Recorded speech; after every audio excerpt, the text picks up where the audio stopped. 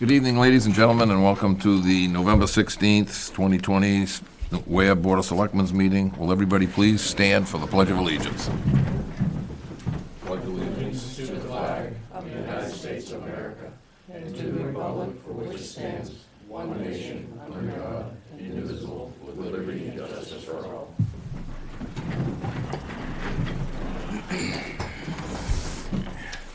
First item on the agenda is public comment.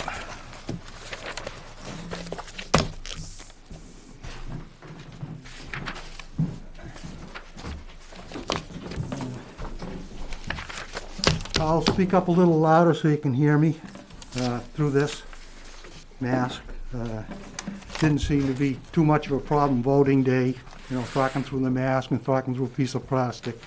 So if you can't hear me, I'll take it off. I kind of hate to do that. Two things. I was here at your last meeting, and the moderator came in and did some thank yous. Rightfully so, but I feel she fell a little bit short. She thanked the Board of Selectmen for support at the election. I think you folks have to be there anyway. The police department for providing a detail, DPW for setting up and breaking down, town administrator and finance administrator for volunteering. Well, I'm wondering how somebody with a contract volunteers. They still get paid. But in any event,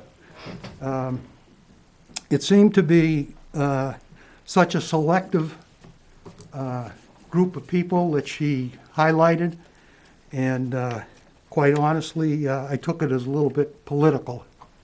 They're all town employees. She forgot to mention, I work the polls. I've done it for quite a number of years. There were 5 check-in books, 2 people per book, so there's 10 people there that she neglected. Supervisors of the checklist, I think there are 3 or 4. Town clerk and the assistant town clerk, who facilitated something like 1,100 ballots or 1,000 absentee ballots. And there was a worker there who I don't know. He was there. He was, in fact, he was doing the job that you and I did towards the end of the I didn't catch his name. No, but he was there during the day. So he was there to facilitate people coming in and send them to, an appropriate book that didn't have much line, much of a line.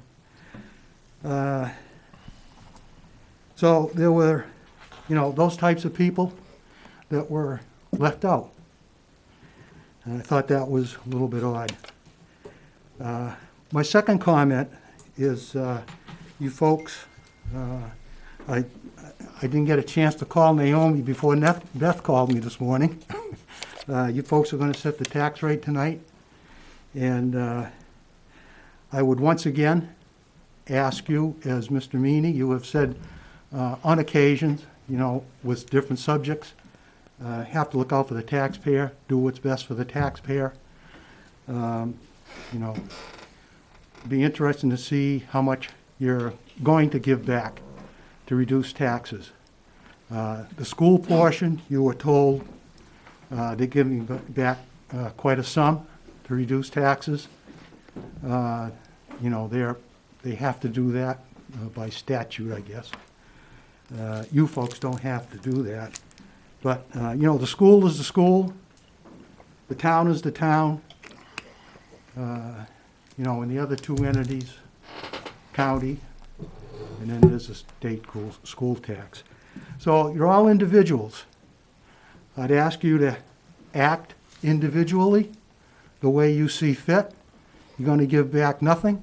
You're going to give back crumbs, or you're going to give back, to help out. Through some people are going through tough times. And in the same respect, it'll be interesting to see. I hate to rush the year, for March, preparing for March voting for the town vote.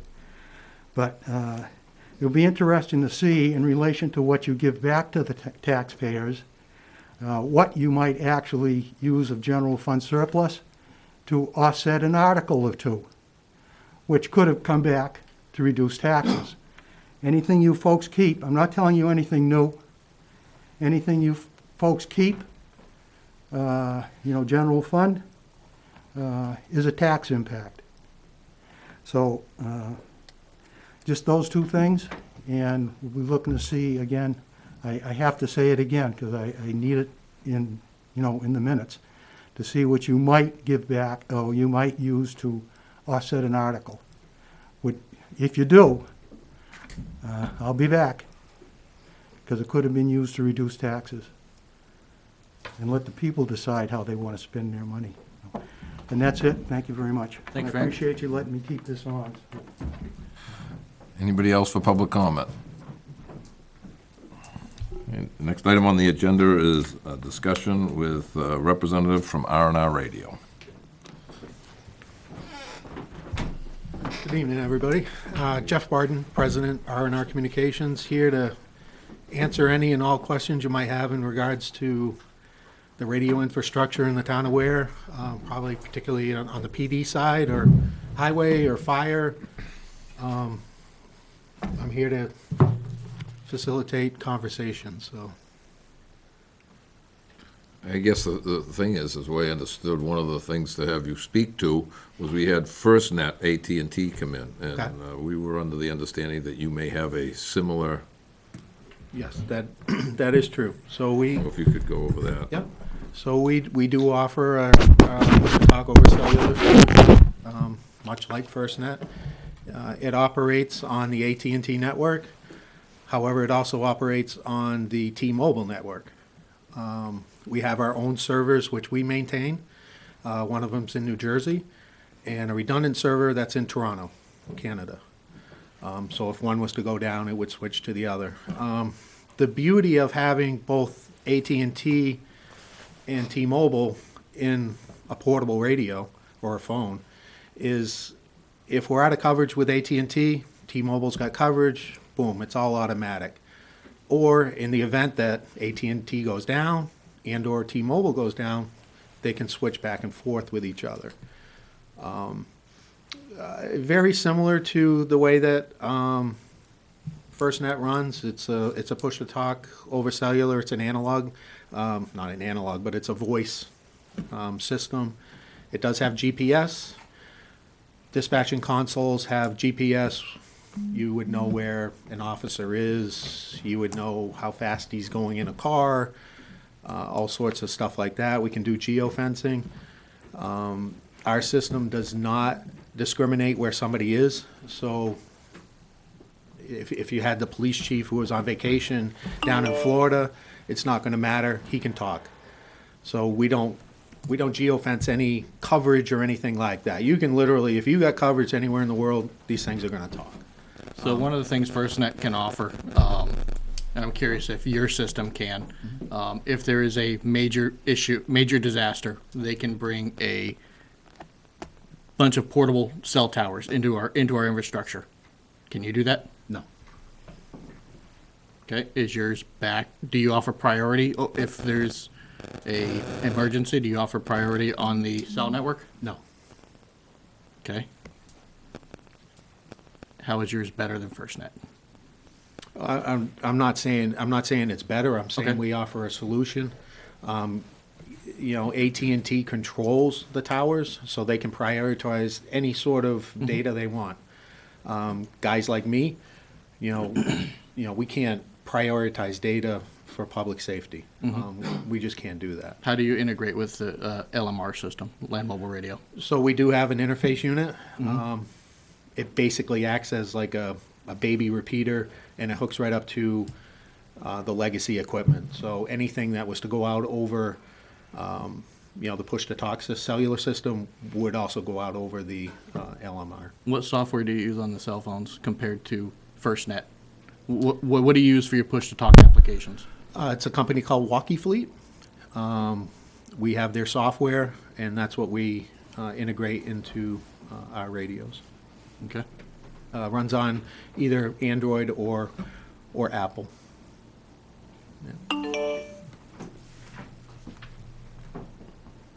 What's the, for instance, what's the price of that per month? What's the cost of per month of that? So, as you're well aware, I've done the work here in Ware for probably 40 years. I would offer at my cost, which is about $8 per unit per month. And you want 10 mobiles, you want 10 portables, I'll give you 10 mobiles and 10 portables, and we'll take care of the town. Right? Okay, so what you're actually offering is the just so I get this right, because as of right now, the thought was to have AT&T phones do push to talk over the phone to that gateway module to put it on LMR. Okay. Yeah. I just want to make sure we're comparing apples to apples here. You would be actually providing portable radios that would be the switcher from LMR to LTE, etc. Am I correct in saying that? It would not just be a cell phone that you'd be providing the town. No, and our solution is more, it looks just like a Motorola turbo radio. So it's a professional grade portable radio, speaker mic, any sort of accessory you want. That's what we offer out of the box. Yes, if you want to use a handheld device or a Sonum XB8 or something that is, more robust, absolutely, you can put that app on anything. So, but yeah, it's like, again, anything that goes out over the push-to-talk network would go out over the LMR, and vice versa. Anything coming into the LMR is going to go back out over the push-to-talk. And the push to talk is data, LTE cell phone data, correct? Yeah, exactly. Okay. Yep. How long have you had this system available? About 2 years. Got about 125 units on it right now. We do a lot with schools, busing in particular, for the kids and everything. Is this something exclusive to R&R? Yes. I mean, there's other companies offering it, anywheres from $25 a month to 45. But yeah, there's other companies, sure. So you have obviously pretty good familiarity with our system, our LMR You bet. system. With that said, what do you feel coupling an idea like this FirstNet / LTE over cell phone system would benefit the town? Oh, well, I think short term, obviously, there's a big benefit. We've got historic dead areas in this town. We're operating on analog system that's getting quite old right now. So yeah, short term, it's big. It would be huge, particularly on the police department side, because those are the folks that are having the most issues. So it would be a big benefit from them out of the box. Long term, if you're asking my professional opinion, I would always like to see the radio system in a town be under control of the town and not relying on any sort of cell phone company, any sort of cloud servers or anything like that. I think the push-to-talk over cellular solution is good as a backup. I don't think it should be focused on for a primary source of communications. Does R&R have interoperability with other departments like FirstNet does? So will Derry, for instance, or Bedford, who have FirstNet, will they be able, so there's no way we can get the two systems to talk, even though they're both on AT&T network? No. Okay. I believe we have a question from the chief. How would that interface with how we use our mutual aid radios now? Can we interface with capital area standalone? Like if they come into our town, we could talk to them? Or do we need to share some common platform? If I understand you, Chief, so if we were to take our LMR integration product and hook it to a radio that is set on Capitol or whatever, yes, you'll be able to talk to them on your handheld device, just like you would on a portable. Does that answer it? Yep. Okay. I think the other thing I want to mention too, that we've been working on, and I just feel that the town should know about this, because I've heard rumblings about RF studies and all sorts of things. Motorola Engineering, and I talked to them last week. Motorola Engineering, free of charge for the town of Ware, and I'm working with them, is generating you folks some real live coverage maps that will reflect digital data in the town of Ware. This is zero cost to the town. They're doing it with me, and then I'll be able to present it to either the select board or the chiefs so that we can actually take a look at, if we want 95% of coverage in this town, 95% of the time, this is what we're gonna need. When is this going to be available? I would say within 2 weeks. I talked to them last week, and they have been working on it, so. You say digital coverage. Digital radio coverage, digital cell phone coverage? What kind of coverage are you looking? Digital radio coverage using infrastructure that is currently existing, so. What frequency bands specifically? High band. So. High band being VHF? So we would, yes, so let's just So use. the frequencies Fire and PD are using, is that correct? That is correct. Thank you. So let's use the PD as an example. This town needs a simulcast system. We can no longer, from up top of Mine Hill, it's not getting to it, is generally the problem. It's getting back. So we've got some pretty bad areas still. You know, we got River Road area, we got Clough Park that historically struggle. They can struggle right here on right in front of the town hall. They can Exactly. sit, it doesn't really matter where they're at. Yeah. The system is failing, Yes. and it needs to be addressed. Yeah. And It's been going on way too long. And so I think these maps that will be done by Motorola Engineering, and you gotta remember, these guys guarantee this stuff. This isn't like, that when they tell you this is what it takes and this is gonna work, they're on the hook for it. It's gonna work. So as soon as I get those, I'd like to present them to the board or the chiefs or, you know, whatever you desire. Because I think it'll save the town some money if they were gonna be spending 20 or 30 grand on some coverage maps, which is sometimes what those things will cost. PD, have any questions? Austin, Ryan? I have one more. From those coverage maps, can we extrapolate a cost to build that infrastructure? Yeah, so Motorola Engineering what will happen, Chief, is it'll be a simulcast system. Probably involving 3 transmitters in order to really effectively cover this town. So yes, there'll be a cost associated with it, and they'll be able to share that with us. Jeff, it already kind of sounds like you have an idea in the back of your head what this is going to entail to make happen. Can you put a rough dollar to it in your head? Boy, I don't know if I'd like to go out on a limb and do that, but yeah. Well, I mean, it sounds like we're talking the addition of 2 full-size repeater masts like Mine Hill on top of what we already have. Is that a correct statement? Yes. However, we're looking at several different things. We're looking at the cell towers that are currently existing. They're going to run some tests off from those. They're going to run some coverage maps off from those at certain heights and see what we get.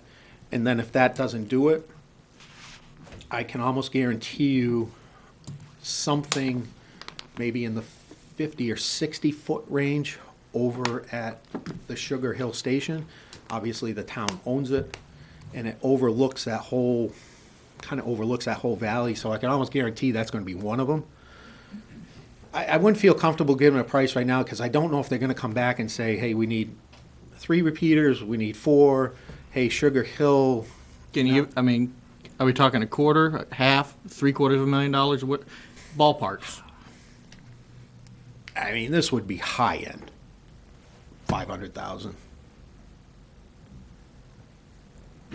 That's high. Okay. You know, again, it just depends on how many simulcast things they come back with, how we integrate the sites with each other, whether it's via microwave or whether we use an IP solution. So, but the engineers at Motorola will handle that soup to nuts, so we'll have a real concrete thing. And like I said, these guys guarantee this stuff. They're on the hook. Now, I'd be very interested to see what Motorola puts together. yeah, definitely. Now, are we going to be able to continue to use these voter sites that we've put up and put substantial amount of money into that don't seem to be working? Well, I don't think it's necessarily fair to say they're not working because, on the fire side, we don't hear too much. I think some of the reason is vehicular repeaters and stuff like that tend to help. But yes, we can still utilize the sites. However, we got to start to think in a digital realm and get out of the analog realm. You got to remember in 2013, a little bit before that for you guys, maybe around 2012, we're running 25 kilohertz bandwidth. We get some great coverage. All of a sudden, we have to hit that federal mandate of 12.5 kilohertz, and we lose 10 to 12% of coverage.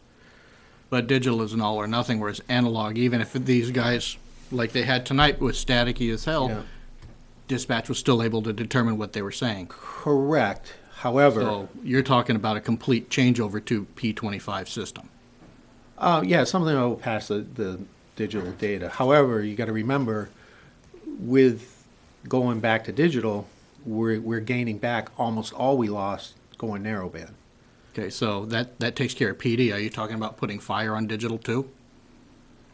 And how is that going to interface with capital area who's analog? We wouldn't have to. The beauty of the voter systems, they're totally separate, even though they're at the same sites. There's a set of radios for the PD, there's a set of radios for the fire. So why would we go digital then on PD if we're going to keep fire on analog? What would be the advantage? It's the same coverage issues we're having. Right, but if you go back to digital, we're gaining back that 10% that we lost during narrowbanding.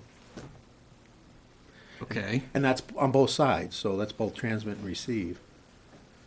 I have, and forgive me for not bringing the notes, because I came from a job site, but under the previous, I believe, police chief, we did do, and I'm not sure if any of these officers were around then or not. This would have been, I don't know, 3 or 4 years ago, maybe. Those two out there were. Okay, so we did put a Motorola Digital Quantar up on Mine Hill, and we had them run a bunch of tests. And what was the results of that test? I think the tests themselves were good. However, it came down to portable coverage, and that's where these officers are really struggling is with their portables. It's not just the portables, it's the mobiles too. It's the mobiles as well. Okay. Yeah. Yeah, it's both. Yeah, it's not just a portable issue. Okay. I'm a user, I'm a listener, and it's both. Okay. So with that number that you kind of threw out there, which I appreciate that, and I know that's a rough guess, somewhere close, Sure. even in the ballpark. Yeah. Would the existing mobiles that the fire department has be able to be programmed to work with a digital field? Yes. They would be. Yeah. Okay. Yeah. All the fire and certainly all the PD are all digital capable. Yep. Okay. All right. I just want to, and the reason I ask that is because obviously those radios have some time on them. The fire radios. Sure. They're a few revisions behind as far as technology goes. To me, they still work fine as far as hardware, but they're not making it. I mean, they're not making the transmissions to dispatch effectively communicating. Okay. But if that equipment is still good. That's, to me, that's positive. Yeah, let me just ask it, or Bob, all still running all XTS 2500s, and you got some new, Two Apex, you got a couple Apex 1000s, right? yeah, and then the HT 750s, we got a few of those left. Okay, so everything, everything but the HT 750s, Which are old anyways. yeah, that. But the Astro Spectras will take it as well? Yep. Okay. Yep. Yep.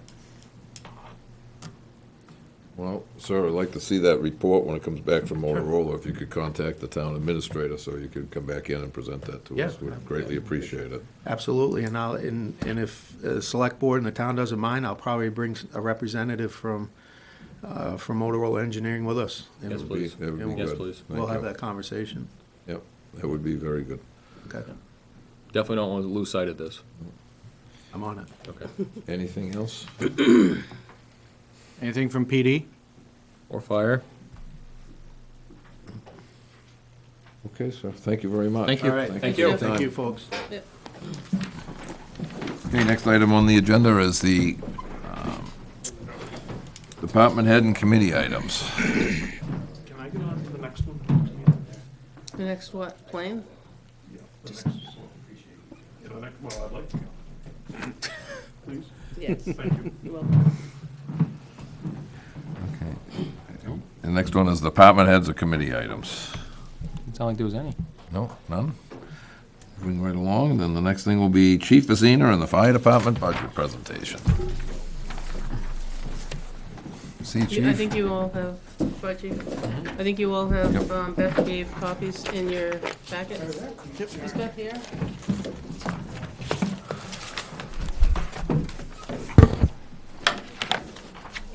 They have the budgets? Yes, they do.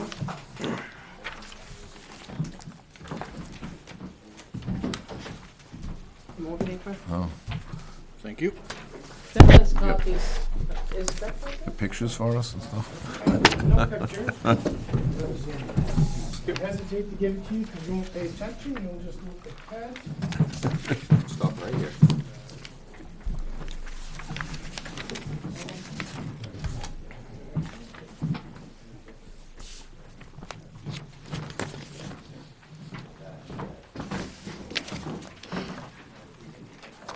Right, Beth should be down shortly. I just texted her.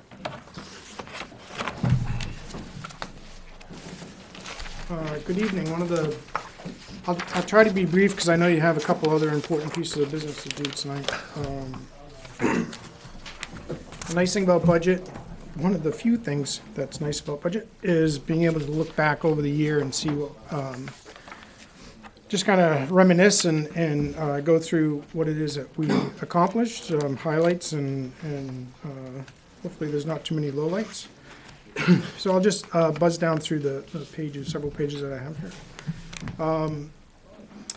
The voters were very kind to us again last year with 2 more full-time hires. We hired 2, James Sylvain and Trevor Anderson. Both of those people were in our system prior to coming on full-time. One is a paramedic, Trevor Anderson, and James Sylvain is a AEMT. They're both experienced, have both done a great job since being here.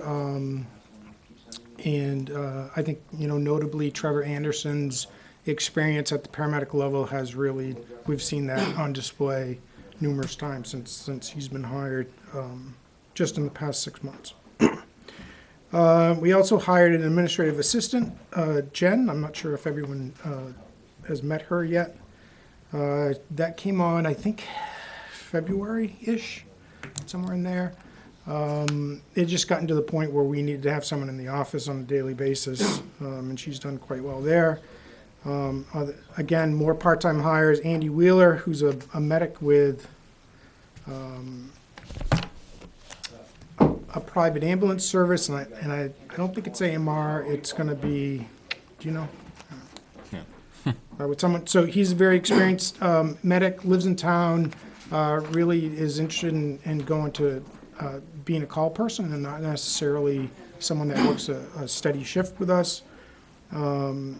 We just brought on Bonnie Riley. She's in the process of getting up to speed, kind of her independent status. And Brittany Marcotte is a brand new, just newly minted EMT. And Brittany, I believe, lives on the River Road side of, or Bonnet Hill, one or the other. We had years of service, so we're recognizing Ray Eaton this year for 65 years. Scott Dinsmore for 35, Dave Bascom for 10, and Adam Baker, Amanda Shiras, Wayne Meady, and Cherie Smith for 5 years each. We made a couple of advanced EMT certification upgrades. We have a couple people who were EMTs and they took the additional training to become advanced EMTs, which is very valuable for us. We dished out, 36 hours of EMT continuing education. We've done that almost the whole year on Zoom because of the COVID issues.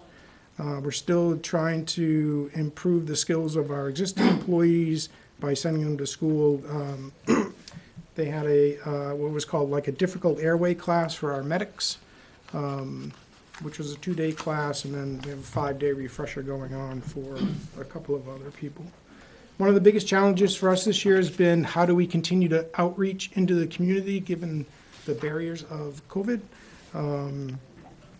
We received that Safe and Active Community Grant, which provides 50 multi-purpose helmets for people. We're able to create a drive-through distribution point at the fire station. They also had kind of like some take-home activities that they had to do, which met the requirements of the grant, and we were able to distribute all 50 of those helmets. Fire prevention, again, was another challenge. We had to take our message that we typically bring the second grade students into the fire station to provide them with 2 or 3 different ways that we have contact with them, showing them the truck, talk about fire safety messaging, things like that. We packaged that all up in a digital format this year and provided it to the schools along with individual packets for each student to distribute. So there was really kind of wasn't a lot of contact from our members to the students other than we all took a photograph together, but they got the message delivered that we've been doing for many years. We're still participating in driver education. And I think one of the neat events that we did this year was a drive-through Halloween. Was a good success. We saw about over 300 kids come through there. But a lot of positive feedback on that. Yeah. Yep. All of that takes time and effort by people, and that's one of our strong suits. Is we have a cadre of people who. Maybe not everyone participates in everything, but they all kind of carve out their own little areas that they like to participate in, and that was a great event. More highlights, permits. One of the things that we do all the mechanical inspections as well as some of the life safety code inspections in town. To date, it's about 248 permits. I thought it was a really busy year. I looked at the numbers from last year. When I was putting this together today, it's slightly less busy than I was last year, which I would not have. I would have lost money on that one. It's still over 400 and almost 450 inspectional trips so far this year. That doesn't include the additional work, if you will, as we are transitioning around the building inspector piece. A lot more commercial work. Revenue, as Beth said the other night, we're over 11,000 in revenue. We predict 8,500 going into it, so it's been crazy. A breakdown of incidents: 34% are fire, 59% are EMS, 7% are motor vehicle accidents. That's a big category for us. We see a lot of that. Just kind of putting stats together, one of the things that pleases me is 74% of the time we're out the door in 2 minutes or less. And really that 1 minute or less is almost 60%. So that's huge because we have a long ways to travel typically to get to someone's house. On the EMS side of things, We don't do a lot of basic life support anymore. We do a lot of, because of the state protocols, it kind of pushes us up into the advanced life support category, if you will. So half of the calls, half of the patients that we're treating are at that level. And only about 11% are in the basic level. We're providing mutual aid, which was something that we hadn't done in the past, because we're actually have people to respond to calls. So that's worked out well. Where have those primarily been, Henniker or? Deering, we've gone into Goffstown a couple times. We've been to Dunbarton, New Boston. No one place in particular. Oh, okay. But it really comes down to capital area. Henniker usually takes care of a lot of their own stuff. We're not necessarily second into Henniker because it's easier for them to dispatch Hopkinton Yep. or Hillsborough. So a lot of times it's Deering and South. Just curiosity, how many, I don't want to say mutual calls, but how many calls were in Clough that Dunbarton and Ware both responded to? Do you know? I don't know. I did see something that Clough State Park, and I don't know if, and I'm not saying that that includes East Ware, but Clough State Park, I think we went to 9 times this year. Okay. Something like that. We didn't go to East Ware as much this year as we have in the past. We went, I don't know if we went 6 times this year.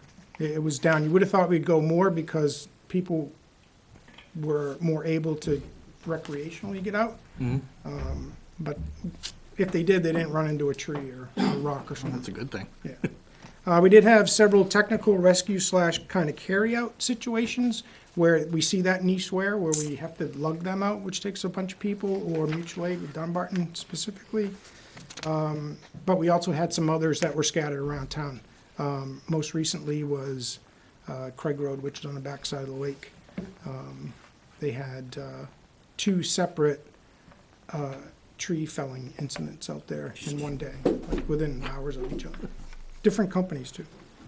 And kind of a weird stat, 3 gunshot wounds this year so far.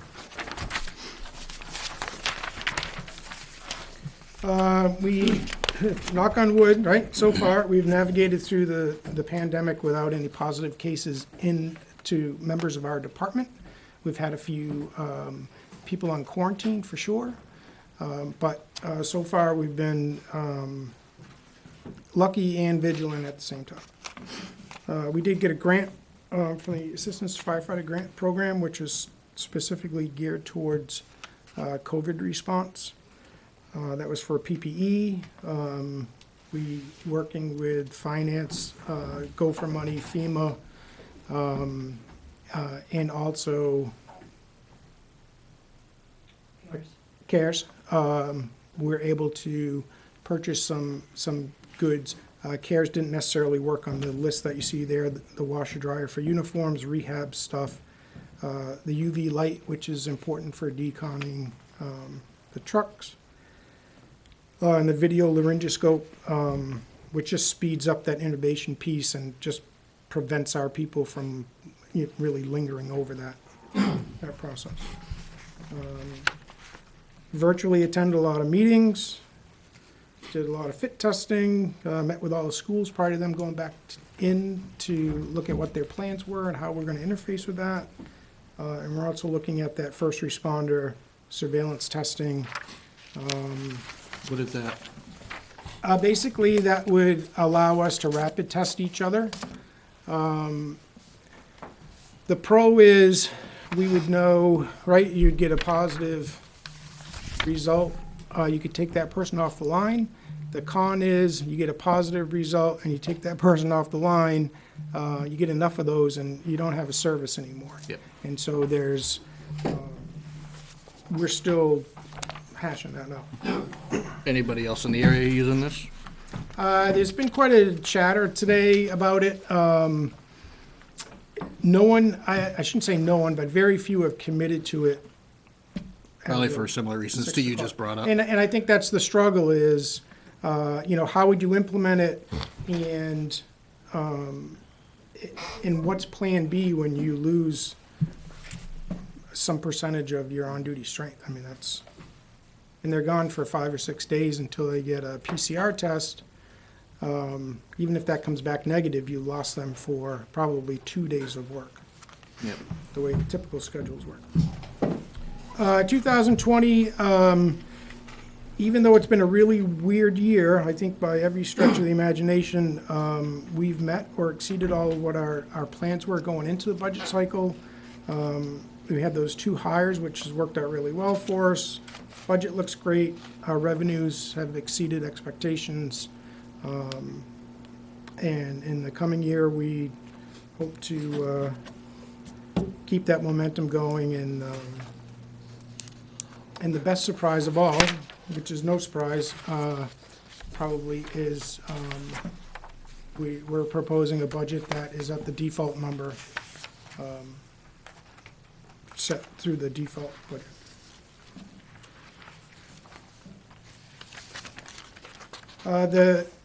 So what does the future look for us? I mean, we still struggle with that having enough responders. There's a lot of reasons why we don't have an overabundance of responders. It's training, it's the response, availability. It's a hard business to casually get into.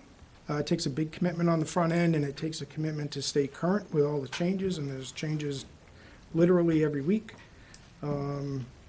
What we do for business, a lot of it is ALS. So for someone to come in with really absolutely no certification, it's a big struggle to get them up to speed. One of the things that we are, we still remain fragile because we depend on our call force for sure, and we depend on employees that we kind of lump in as like per diem. And they all of those people, or nearly all of them, have a full-time job somewhere else. And so they may not be allowed to work here because they work another full-time fire department and they don't want to get sick and they can't afford to be out. Whether that's a personal choice or their department is saying that, or they get infected, or they're unable to work for us because they go out sick from something that happened at their other job. All of that has an effect on us. And we don't have a ton of capacity to handle a lot of injuries and sicknesses. We'll come back to the last page. So the operating budget, as I said, we came in at default. And we managed that. We did have some increases, and we had a couple of structural problems in the budget, most notably the telephone system, as far as from a budgetary standpoint. And so we looked at what our experience had been in the past. We moved some money around. Most of it came out of the, essentially like the call force wages. And we pushed that down into other areas of the budget to make that more realistic of what we do.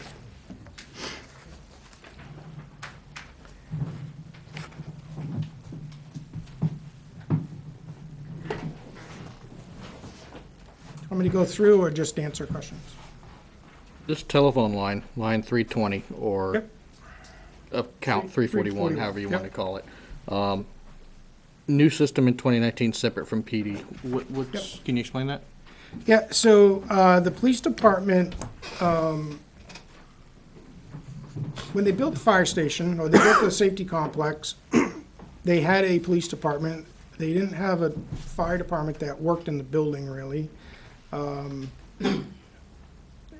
Although they had more than one telephone on the fire side, it was essentially living in a one telephone house. So the police department had a PBX system. Mm-hmm. So we were able to stick another card in that frame, and we ran our telephone system off that, which was great. We shared a data connection with them. We didn't share a server because we didn't have one. But we shared the internet connection. At some point, because of what the police do in their contract with, I think the state of New Hampshire, or under CALIA, we'll just put all under that umbrella, they said you can't do that, right? Basically, you can't share data, you can't share, like possibly someone could come in from somewhere else. And so we had to get out of the data part of it. The telephone lines were all kind of mixed in there, and so we had, so we pulled all that infrastructure through the wall and have our own server and Okay. telephone system now. That has a cost to it because they're all digital phones, so they all get charged kind of like a telephone line charge. It certainly has some benefits than the old system for sure. But we never had enough money in the telephone line to pay for the new system. And so this solves that in the proposed. I think we tried to get at it last year, but we got a default budget last year, so it didn't get fixed last Are year. cell phones tied into that same line, Chief? Yeah, so that includes the voice for Station 1, that's safety complex, the voice and alarm line for the South End Station, a cellular phone for the ambulance, 1 and 2, the one that's on the chief's car, and then 4 tablets, 1 for each ambulance, the chief's car, and engine 2. Okay. Also, and the next line is the internet part, your line 321. Yep.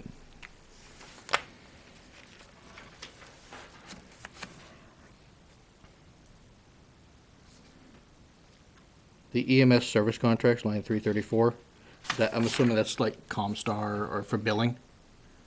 Nope, that is for the maintenance contract for the 2 Life Pack 15s that are on the ambulances and the 2 CPR devices on Okay. each ambulance. And that provides, a technician will come out annually, certify that equipment. If it needs batteries, it provides batteries.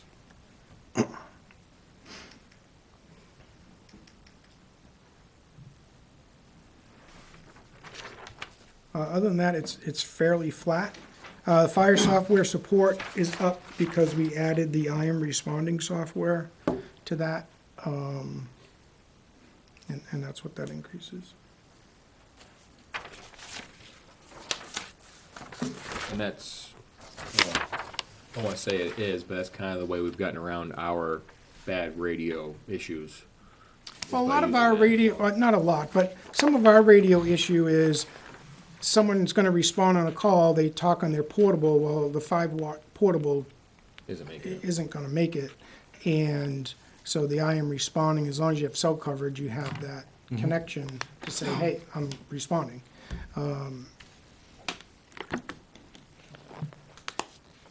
And I think, as, we just have to keep our eye out as, where technology fits in with us. We tried I am responding before, and we didn't necessarily think it was, I think just the timing wasn't right, but it certainly seems to be more accepted now in our department. And the nice thing is, dispatch has it, which they didn't have it before, so the dispatcher can see who's responding. So even though they might not hear on the radio that, that 2 people are responding, they can look and say, okay, well, you have 2 responders, so I'll hold off on the retone, or, because I know the ambulance is gonna get out, or whatever the issue is. And also, the other people can see who's responding, so if you're in the fire truck waiting to go to, and you're by yourself, and you can look at the screen in the station and say, oh, Joe Smith is coming, I'll just wait for him to get here before I go. I am responding also has a mapping feature on it too, does it not? Yeah, it has a mapping feature which is automatic, and it gives you this. It gives you kind of the MapQuest view or Google Map view. It also does a street view if it has a street view. You can also pick Waze if that's how you want to go. I will say, for me personally, the mapping feature's excellent. And as far as I'm concerned, the system paid for itself last Monday night over in Henniker. We would not have, I would never have found Oh, for the fires? Yep. wherever I went. Ryan Road. Ryan Road, yeah.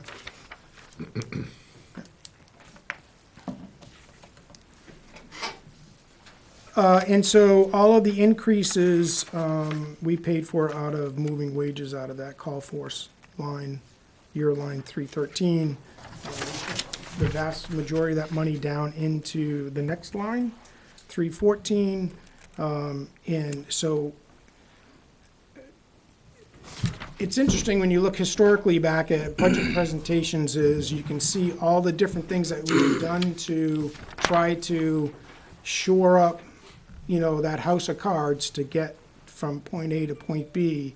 And so we were there was money coming out of the call force line, for where we are actually staffing the fire station. So all of the staff time where we have someone in the fire station is in line you're line 314. So we just kind of aggregated that together and stuck it in that line. So, As we go forward with additional hirings, it'll be cleaner seeing that give back piece. Now, am I correct in assuming that your ultimate goal is a 24/7, 365 staffed firehouse? Correct, and we're nearly there. Okay. Yeah. We're halfway there on the full-time piece, Mhm. and we're have people in the station in nearly 24 hours a day now. Okay. At what point does the call force kick in? What hours do they typically cover? So currently, the call force is available to respond to any call any time of day. Okay. And we'll always need a call force. We used a manpower tone today because we needed more hands to lift. So there's never been a limitation really on the call force. They can respond anytime to anything that they want to. They are specifically on the hook, I guess, from 10 p.m. to 7 a.m. Monday, Tuesday, Wednesday, and Thursday. The other 3 days we're hiring to put some, kind of in that per diem fashion, to put someone in the fire station Friday, Saturday, and Sunday, 24 hours a day, in addition to the full-time staff. Or on the days the full-time staff's not there. We've been very fortunate with the people that we're able to bring in. We're almost always at the paramedic level. I would say it's rare that we're not. I would say we're 99% of the time. I don't know the last time we had a double EMT truck. We have at least an advanced EMT. And certainly most of the time between 7 and 10, there's probably a medic involved somewhere. Okay. now this, the increase versus the proposed versus approved, at the bottom line, Yep, that was pretty much exactly what was anticipated when the voters walked in the booth back in March, correct? correct. I think we had looked at the, I think we were anticipating 100,000. Yeah, as a kind of that, what is gonna be the actual effect of hiring, and we ended up at, Beth off the top of your head. $7,500 less. Yeah, so we're in the ballpark. Oh, go ahead. Go ahead. I was at my last page. Okay. On the budget, hour line 351, budget line 678, CDL licensing. Are we requiring the full-timers to be CDL'd? We require people who drive the vehicles that are over 26,000 pounds to have a CDL license. We're not required by the state to have a CDL license. Okay. That's something generated by It's somebody. actually by the feds. That's nationwide. Well, The feds control the CDL license. We're exempt. So you're but- exempt. Municipality, fire is. Fire apparatus is not considered a commercial vehicle. Um, But having said that, the town and/or the Board of Fire Wards decided that's how they wanted to go at some point in the past. And so that's what we do. I remember 10-plus years ago, I believe, Mark Ludo was putting on a CDL training class. Are we still doing that? We did, not this year. Late last year. We got into this, trying to remember when the heck it was. Late last year, we did 11 people, I think. Or somewhere in that vicinity, where people went out, took their written test. They did some practical stuff in the station with Mark Bluto. I think you helped, whoever it was. And then we hired two state troopers to come in and actually do the road test here. I think everyone but two Everybody but passed. two passed, yeah. And then they subsequently went and tested and passed. Where I'm going with that is, I guess this past January or February, I guess the federal laws changed in terms of. That got tabled. Oh, it did. That got Tabled, tabled. yeah. Oh, okay. Never mind then. Disregard. Moving on. Yeah, so we're subject, we're subject by our own choice to have CDL. And because of that, we're not required to have the med card, right? But if we want to work on the side and deliver oil, you need to have a med card. Yep. So again, it's kind of a hybrid where we do the licensing, but we're not necessarily, we're exempt from a lot of stuff. The drug testing, we're exempt from drug testing. I think where John was going was there's a federal law coming out that says that if you acquire a CEL, you need to attend some kind of class, An actual course. an actual course. Well, I think that was some of the reason why we got so many people Yeah, last that- time. Correct, and then they table it. And in my conversation with the troopers, there's a lot of questions. There's more questions being raised than there are answers right now. Who qualifies as an instructor? How many? It's going to cripple a municipality if they have to do 10 people Yeah. at $7,000 a whack or whatever it may be. So there was more questions than there was answers. So that's why the feds tabled it. Gotcha. At least Okay. for I wasn't the aware year. it got tabled. So. Yep, It was supposed to actually take effect February February 20, and it was for tabled again. anybody to get a commercial license Right. under the federal guideline, which somebody put through, was to take, they all had to go to a certified commercial Instructor, yeah. school. They had to go to school. Yeah. Okay. So the last page that I had was, which is our typical warrant article that we see, in addition to what you might see from CIP, is that full-time employee one. A couple of things changed in this year's, which is the retirement costs are up, and the health insurance is up. We made additional offset to kind of bring that down into that sub 100,000 number. But essentially, it's the same thing.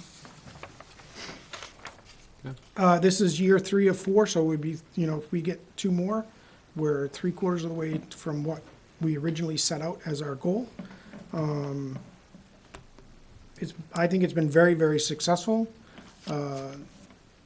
And one of the intangible things is 2 of those people that we've hired, 2 of the 4, live locally, and, when we need them, they come back. And that is invaluable, really.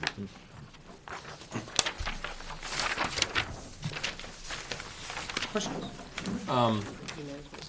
What? You have to do emergency management after. No changes. Okay. Oh, yeah. Take care of I think that. I'm at default on that too. Beth didn't even let me look at it. There it is. Done. All her fault. There was talk earlier this year or late last year about a pump that needs to be rebuilt in one of the Yeah, trucks. that's included in capital, Okay, because it's over You'll hear about that 15. next. okay, okay. I just didn't know if that was something you wanted to Yep, that was, you'll see that in about 5 minutes. Would you like to hear? Is that it? And is that, am I correct on that, on emergency management? Yeah, Yes. there's no changes. It just went down a little bit because of the 53rd week. Chief, can I ask a question? This 99,756 for 2 people, this isn't for a full year, No, it's for half. so it would be twice that amount, rough, not quite twice, because They would have their uniforms and stuff already put in. Right, so in that number, and I didn't get into the nitty-gritty on it, because it's really just, it's not cast in stone at this point, but that includes the wages, healthcare, retirement, the fringe of a full-time employee. In addition to that, I want to say there's 10,000 in upfront costs, or the one-time costs, for turnout gear, uniforms, physicals, that stuff. With the give back, I think we're gonna be in the same boat, you know, it's maybe 120 going forward. Yeah, is that 9 months or 6 months? 6. 6. Yeah. Thank you, Chief. Chief? Next, we'll hear from the Honorable Mr. Dearborn on the CIP. Good evening. Been doing it long enough, I think we That's ought to true, give him yeah. that title. He does get that title. Good evening. My name is Jack Dearborn. I'm the chairman of the Capital Improvement Plan. This is the third stop on the journey to the Selectmen. Second stop. Second You stop. still have Sorry. one more stop, Wednesday. It only felt like 2 Thursday night. Page 2, you'll see that the members, myself, Stu Richmond, Vice Chair, Steve Roberts, Gary Shelto, John was our ex officio, and Bruce Fillmore is the planning board member. And I also want to say thank you for administrative support, help, whatever, from Naomi as well as Beth and Kelly.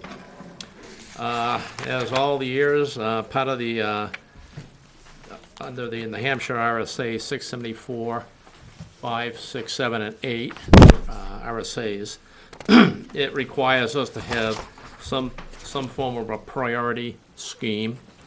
And what you will see is anything we ask for this year is either a 1 or a 2. And the only difference between a 1 or a 2 is one is life and safety and one is a basic level of community services. So, desirable is 2 to 4, and it goes out from there. This page on 4 and 5 is required to be compliant for a 6-year look ahead. And we list pretty much all of our equipment here.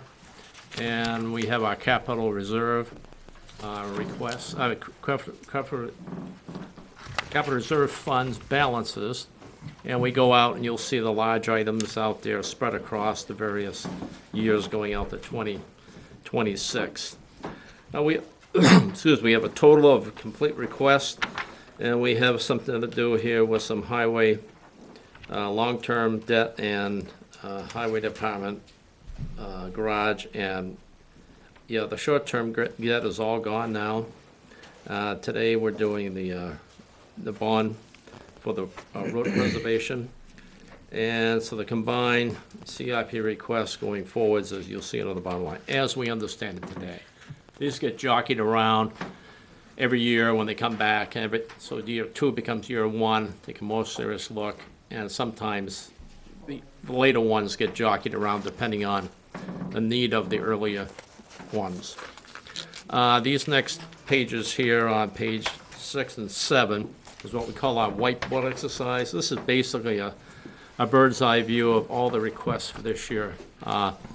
Chief was here for fire for the pump repair. Highway's got 4, PD's got 1, and Board of Selectmen have 2. And this is the impact based on all these requests, net all the offsetting revenues and special revenue funds, for instance, for the fire. Going through that is Chief Bob is requesting $20,000 to rehabilitate the worn seals and other components on the pump on pump number 2, or truck number 2. And I think that's what you were talking about, Ricky.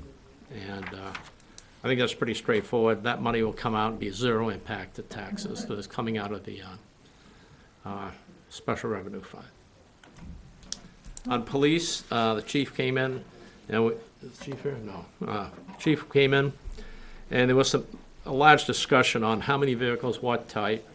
And we finally settled, I want to thank Steve Roberts for working with the chief, and finally brought to the table, if you will, at the last meeting, when we did the whiteboard exercise.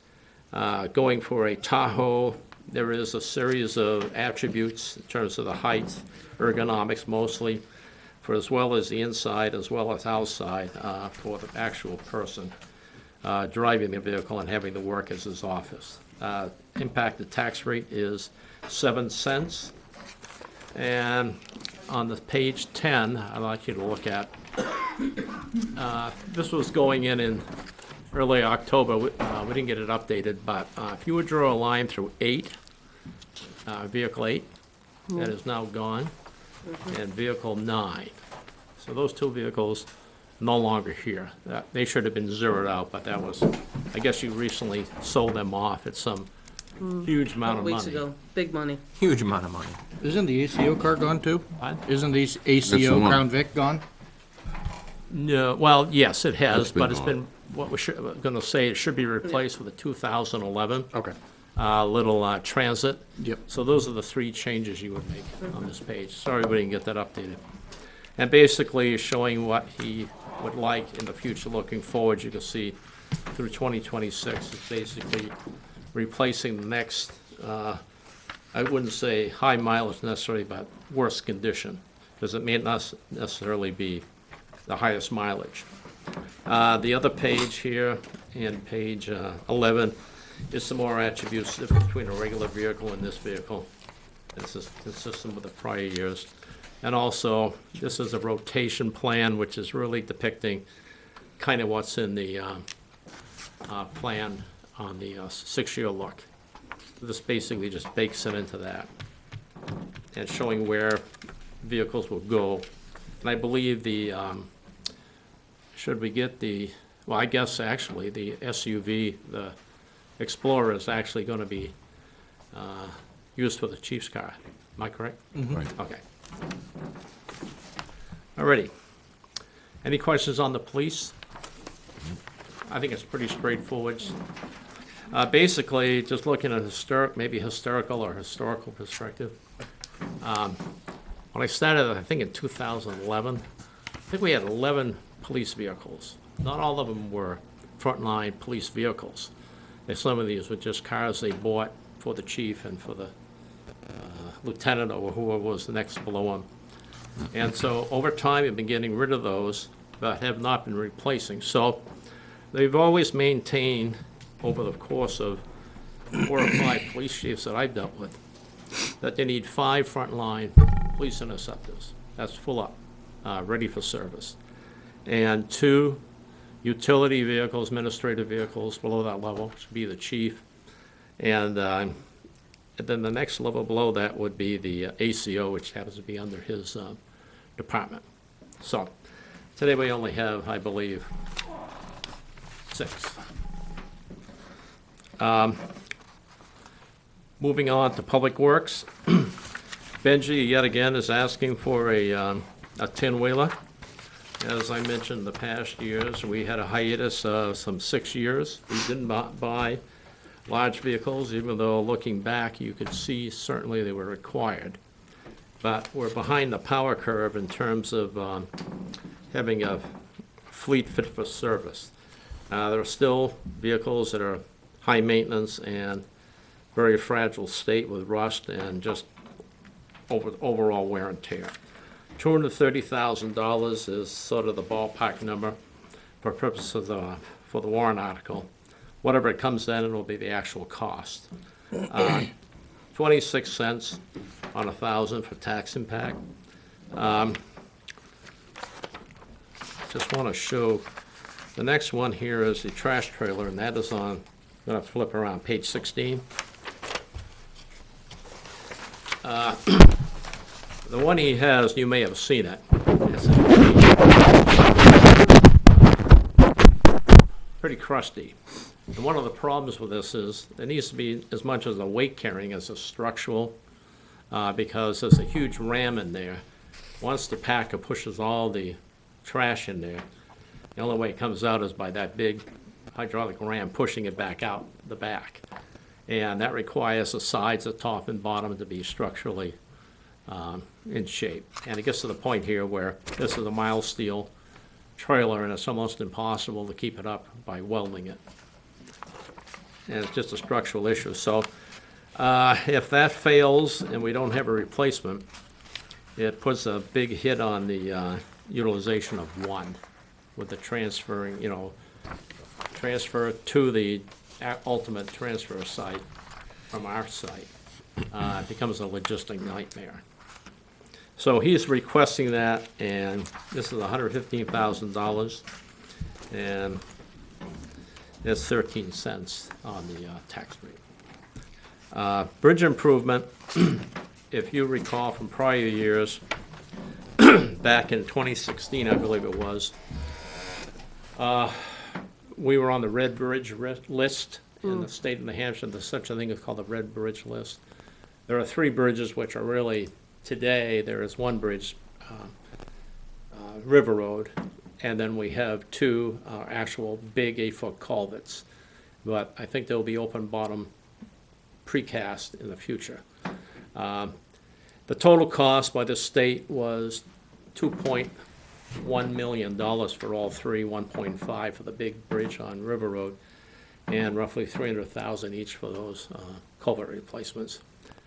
That was predicated on the issue of not having to change the bridge abutments on River Road, a reuse of them, or maybe refurbishing them if a little work has got to be done on them. Given any new legislation or EPA issues, barring that, it should come in pretty close to 1.5, but that was basically in the early 2000 number for escalation. We're going to be pushed out to the 2025, 2026. So technically speaking, I think we're probably not at the level at 420,000, which is our 20% that the state will ask us to kick in. So that, and plus the fact that because we're being pushed out another few years on the use of that bridge, we might have another emergency repair, if need be. They get inspected by the state every year. If they come in and say, we're gonna have to derate it down to 20,000 pounds, that really screws up. That is the only unrated road going through the town of Ware. Even 114 is, I guess, a rated road.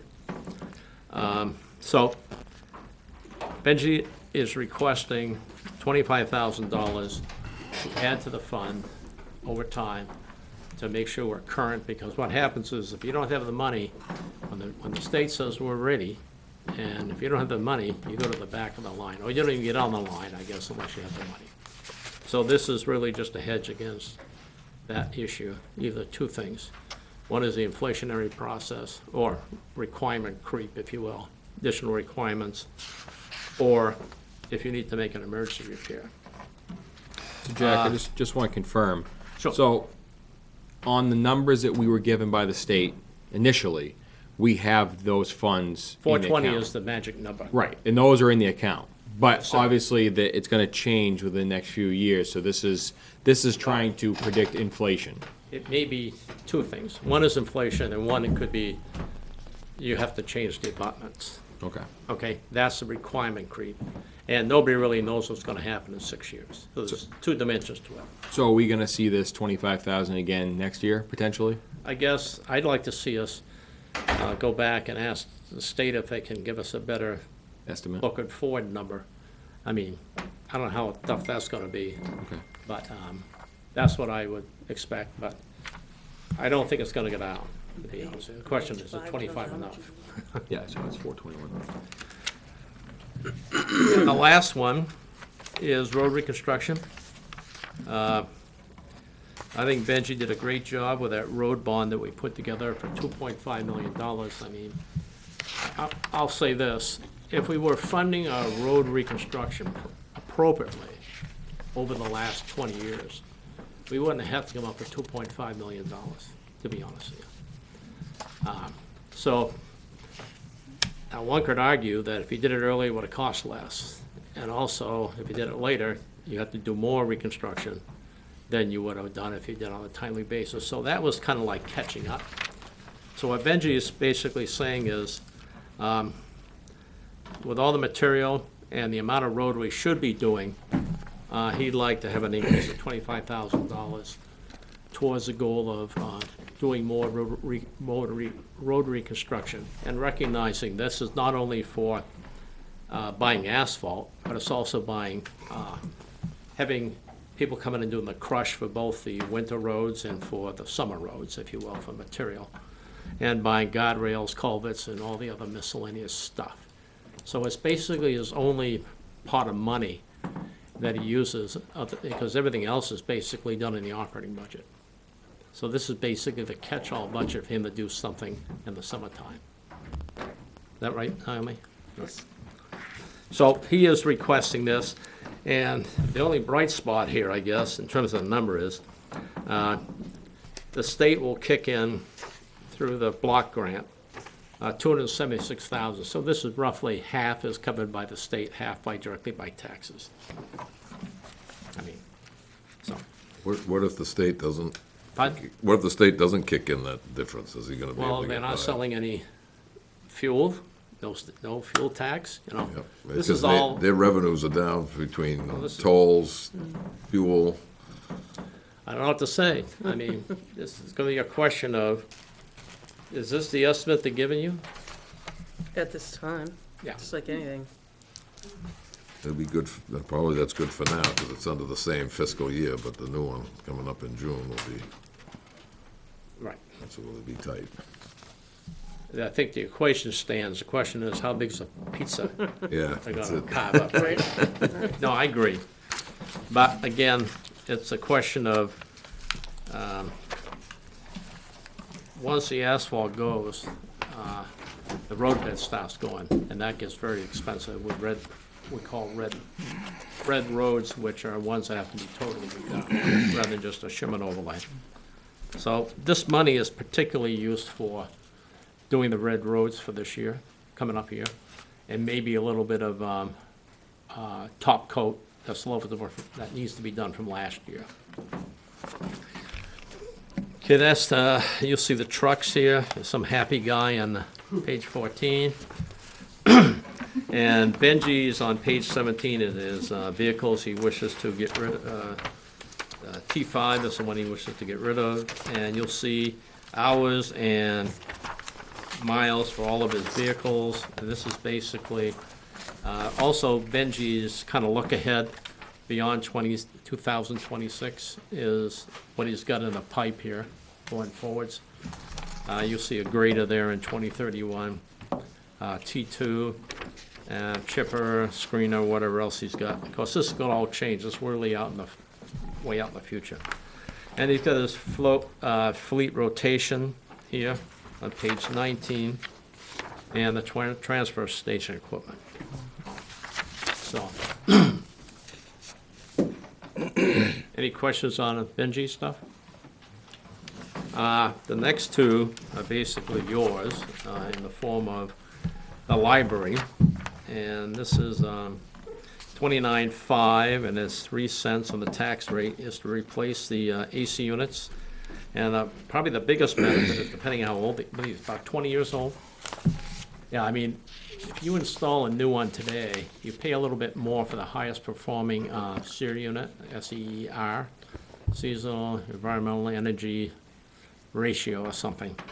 And it is really cheaper where you could actually heat the building down as low as, it produces heat down to like -8 degrees, and it's more efficient. So it's over twice as efficient as just electrically heating them. So you'll get some payback for the operating cost in this, even if you just did this for the outright repair. So, are you guys aware of this? Okay, so I don't have to go into it. The other one, which I want to speak a little bit at length, and I'm glad Aaron and I was in here today to kind of soften the whole discussion. There is, let me just suggest before we start this conversation, I don't cast any aspersions on Aaron and Alice's capabilities. I mean, I think they did exactly what the town of Ware had for funds, and they gave you as much as they could for the money. The town of Ware only had certain sites available when this was incrementally done back in the late 90s and early 2000s, where they had sites available. Of course, 2 stations in Chase Park, and the other 7 are basically done on solar panels. And the only space available was on cisterns in various places like that. So from that perspective, I think whatever we paid for, and most of the money that we got was from grants. So hasn't been a huge impact to the town of Ware over the years. We made some incremental improvements, and I'll talk about that. But anyways, this is really coming from the police chief. He has a major concern, so he cited this New Hampshire RSA 281-A:64, safety provisions, and documented the deficiencies with the radio, public safety, radio communication systems. I guess I get into it on page 23, where I kind of distill this all down. Why does the town of Ware need a radio frequency communication propagation study? Or the better question is, why bother with it? I think the need is, the town of Ware needs a reliable and well-connected radio frequency communication system.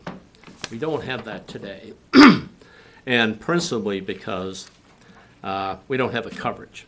And probably we might have enough repeater stations, but they're probably not in the right spot, okay, or they're not high enough. There's a whole bunch of issues attached to them.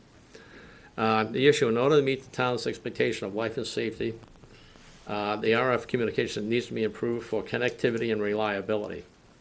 So mitigation, requesting whether it's going with R&R's recommendation of whatever it is, Motorola, or going with an outside. This is talking about an outside one. I think it all boils down to the same thing. What's the need of the town of Ware? And that's principally by doing an analysis. And I briefly talk about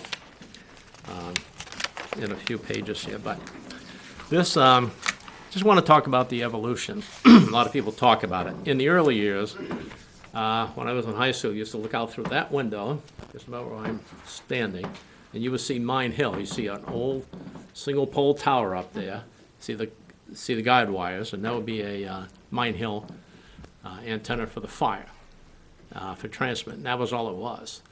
And then eventually they got, well, the fire came in later on, the police came in later on, and then DPW, and then we started getting grants for repeater systems in the late 1990s, 2000. Bobby Richards got those when he was chief, and ended up with 10 voter repeaters. 2010s, there was a couple warrant articles. One was to locate the 3 antennas that were on the Mine Hill mast, I guess, on the top of Granite State Telephone Mine Hill, which is basically, they installed that for their microwave, for their long-haul telephone communications. Also, I think they rented out for cell phones as well. So we got right on the top. You couldn't ask for a better location. Now, the benefit of that is also that it's emergency power. It doesn't go out unless somebody doesn't fill the diesel up. But from that standpoint, that works out very well.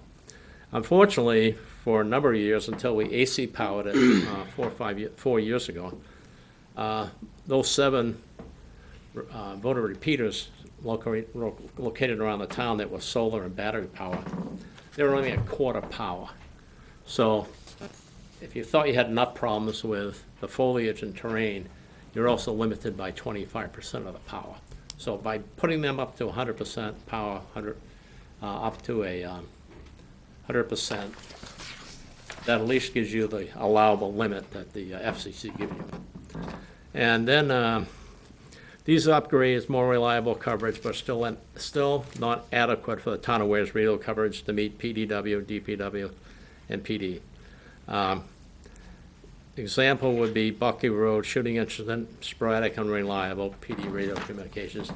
I know they were trying to reach on the 5-watt handheld,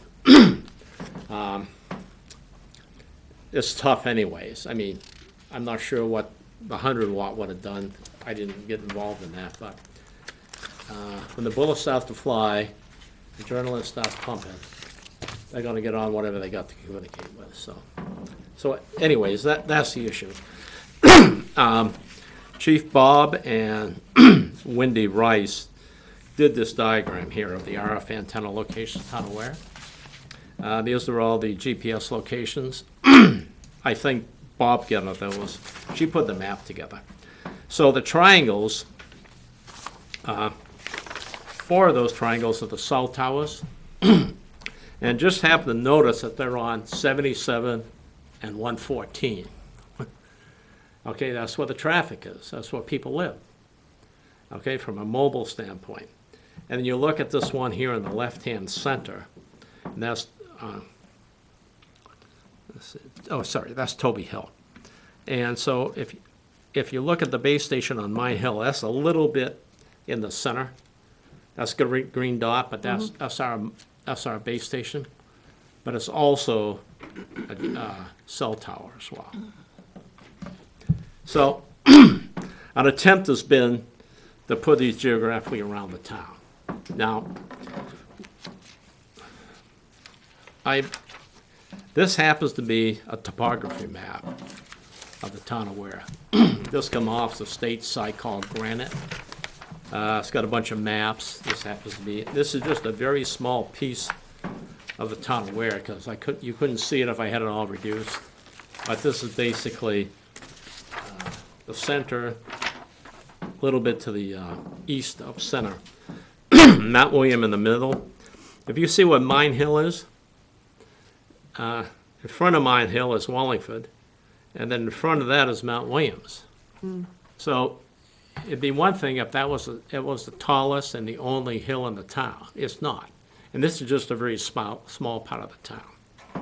So the other reason I wanted to talk about this, there used to be people running around and making estimates on altitude and how many feet, and they make a topography map, especially if you do a high intensity soils map, or if you do a topography on a site. You get the surveyor going around marking out where every 10 or 15 or 20 foot gradients are. This is actually done these days by GPS. You're flying a plane, you know where the plane is in free space, where it is X and Y on the map, and how far off the earth. And they have a laser pointing down as they fly across. They know where the aircraft is, and they know by firing the laser and then how far down it is to the earth. So they can come up with a very precise topography map. Now, in order to do the Longley-Rice calculation, which I talk about on page 8, you need to take a very accurate map like this and convert it into a database of, like a grid of the town of Ware. The town of Ware is roughly 8 miles by 8 miles, 64 square miles. And every square mile, 640 acres.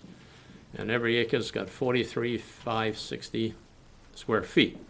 So you can't do it every foot. It just becomes an astronomically large number, nor does the resolution support that. So when they were doing these Longley-Rice calculations in the past, they would do something, what they call, anybody familiar with an arc second in chartology? Chartology. It's take the circumference of the Earth, 25,000, divided by 360, divided by 60 for minutes, divided by 60 again for seconds, roughly 100 feet. Okay, so they were doing 30 arc seconds, which is 3,000 foot. They'd have a data point here, and another 3,000 here, another 3,000. Well, there's a lot of hills and valleys in between that area that you don't really characterize. They're getting down to the point now, they're down to 1 arc second, which is every 100 feet, there's a database point in the database and a grid. It'll tell you where it is, relative relationship, 100 feet from each one, and how high you are. So now you've got a very accurate model of the town of Ware's topography. So if you got that, then the question becomes, you need to put in certain variables for foliage, whether it's mostly deciduous or mostly conifer. And you need to have about the, talk about the soils, conductivity of the soil. That's a whole bunch of parameters that are also, have to be categorized properly for this town, this soil type, this topography, and foliage. And then you can come up with a pretty good estimate of, if you have a signal top of Mine Hill, where can you reliably have that going across? And and the last page here is the only place I could find that showed any decent, and this is really I don't know if this is a television or a radio station, San Francisco, this color one. So basically what this is, you see the bright red? That equates to greater than 80 dB microvolts per square meter. That's a measurement of power for transmitting power. So if it's greater than that, meaning it's a great signal, it's in the red. The further you go out, or even the closer you're in, and it changes more from yellow to green to blue, it shows you have less of a chance because there's a valley there, or something shadowing that particular part from another hill shadowing that area. So this is basically what a longleaf rice does. It gives you a probabilistic analysis of what the town looks like, okay? So then you can say, based on where your current repeaters are, what's the art of the possible of that being reliable? Because if it's in the red, it's probably pretty good. If it's in the green or the yellow, or if it's in the blue, you're not going to get it. So this is how this mapping software works. And a good, I call it the barnyard analogy. But if you painted all the walls black, ceiling and floor, you had a single light bulb in here, just a bare light bulb. You turned it on, you would have a lot of shadows in here, right? Well, that's the same thing as the hills. Now, this example is a little exaggerated because 8 miles is 5,000 times, well, that's 40,000. The highest mountain in the town of Ware is 1,200. So it's a really small across the whole area. But you get these shadings, and we talk about line of sight. So if you basically took a flashlight, if it was power or a laser, and you shined it from the top of Mine Hill, you would, you lived long enough, you had somebody not getting blinded, you'd be able to find out where you could see it, where you couldn't. And some of the problems is when you have foliage and you have high humidity or called snow, it gets worse because it's attenuated. Now, he was talking about earlier about the VHF is the principal transmitting frequency. I think it's 160 megahertz. A little higher than an FM channel. It's VHF band. That's what gets generally communicated around. That's somewhat susceptible to foliage. The return back to the mothership, Mine Hill, is UHF. That's highly susceptible. So even if the VHF path works, the UHF path probably doesn't work as well.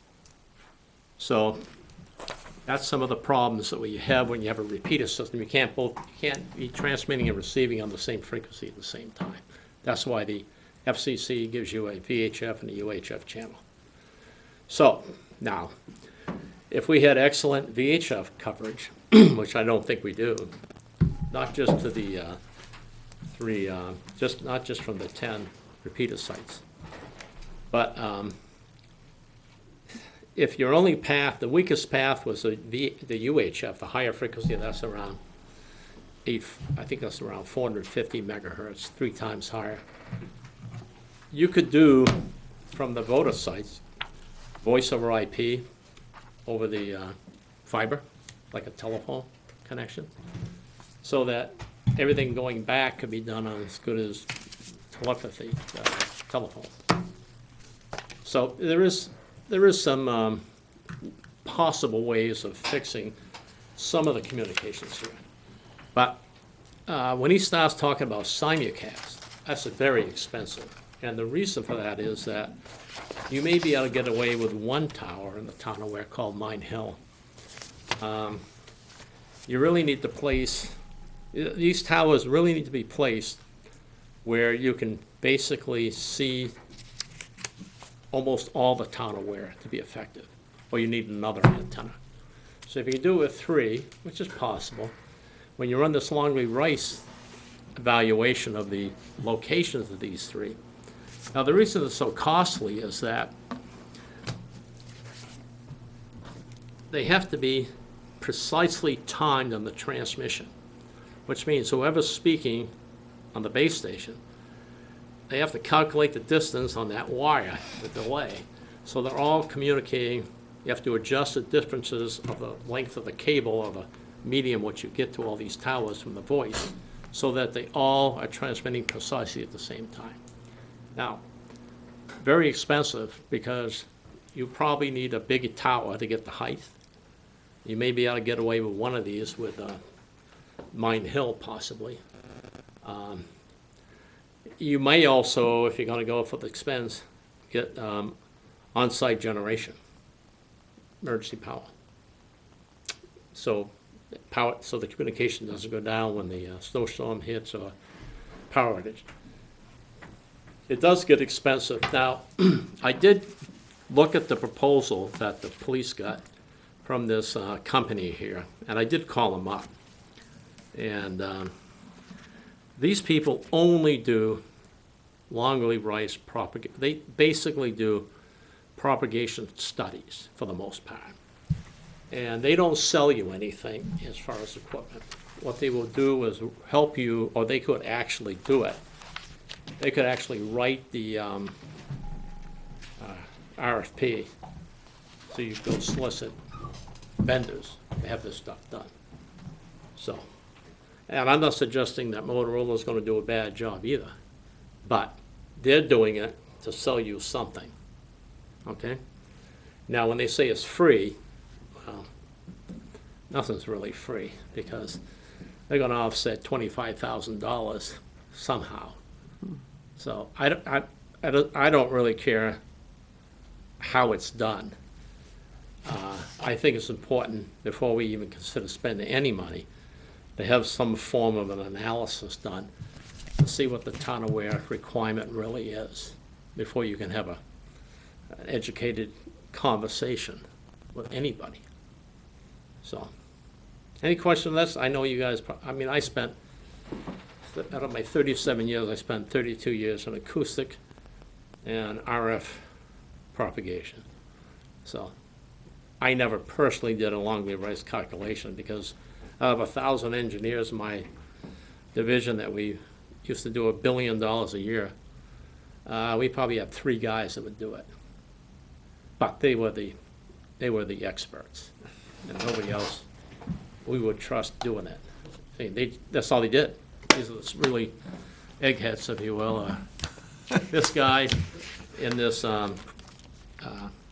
resume that was sent in from the company, he's my age. I wonder what the hell he's doing working, but he's my age, and he's got his bachelor's from Texas, some university, and then he went to Dartmouth, and he got his master's in electrical engineering and a PhD in electrical engineering. So he's definitely a math wizard. So, any questions? You didn't do the last page. Oh, Yeah, this is the. this is the I didn't important really one. want to show you this. Anyways, here is sort of the. This is the bottom line. The good news is we only have long-term debt today, meaning we have a garage bond that goes out to 2026, and it's the last payment 2026 or 2027. And then we have the road reconstruction bond that goes out to 2029. Short-term leases are all done with last year, or actually the year before, 2019. The grader lease and the ambulance lease are up. And the in-year capital requests, you can see them over the last 4 years. 973, almost $1 million, $1,000,004, $1 million, just a little over $1 million last year, and just about the same amount this year. And then the total debt plus capital request is kind of back to where we're pretty much.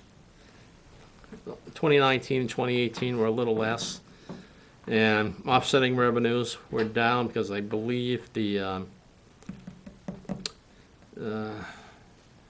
special revenues have been taken out, the bulk of it, and only just a fee is applied. So we have less there. But our actual request for this year is $2 million after all the puts and takes is $1,201,000, and last year was $1,222,000. So we're basically $20,000 down this year. And last year, our impact was 1.39 or $1.39. This year is calculated at $1.35. This includes all the requests, obviously.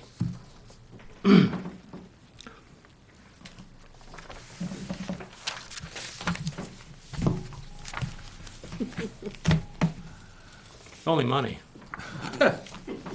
Yep. Happens to be a lot, that's the problem. Okay, well, thank you. Thank you, Thanks, Jack. Jack. Thank you, Jack. The next item on the agenda is tax rate setting discussion.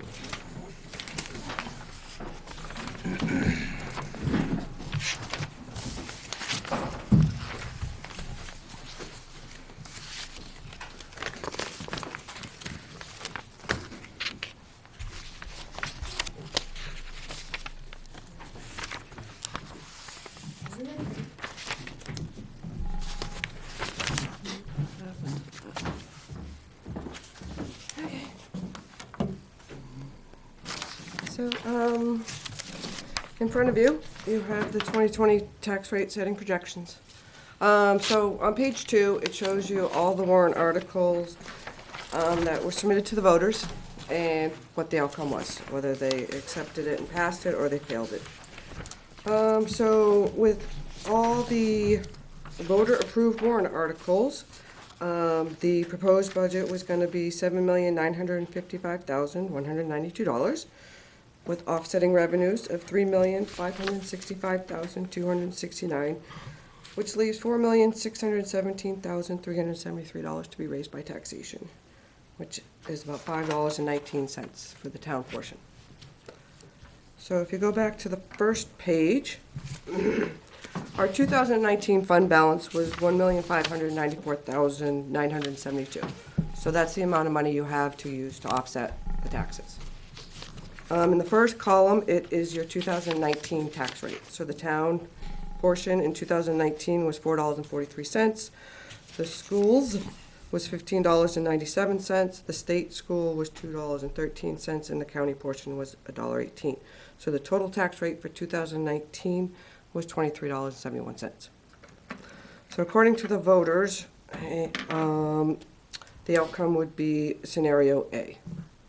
We leave the tax rate for the town at $5.19, which would bring the whole tax up to $24.35. There are 5 other scenarios.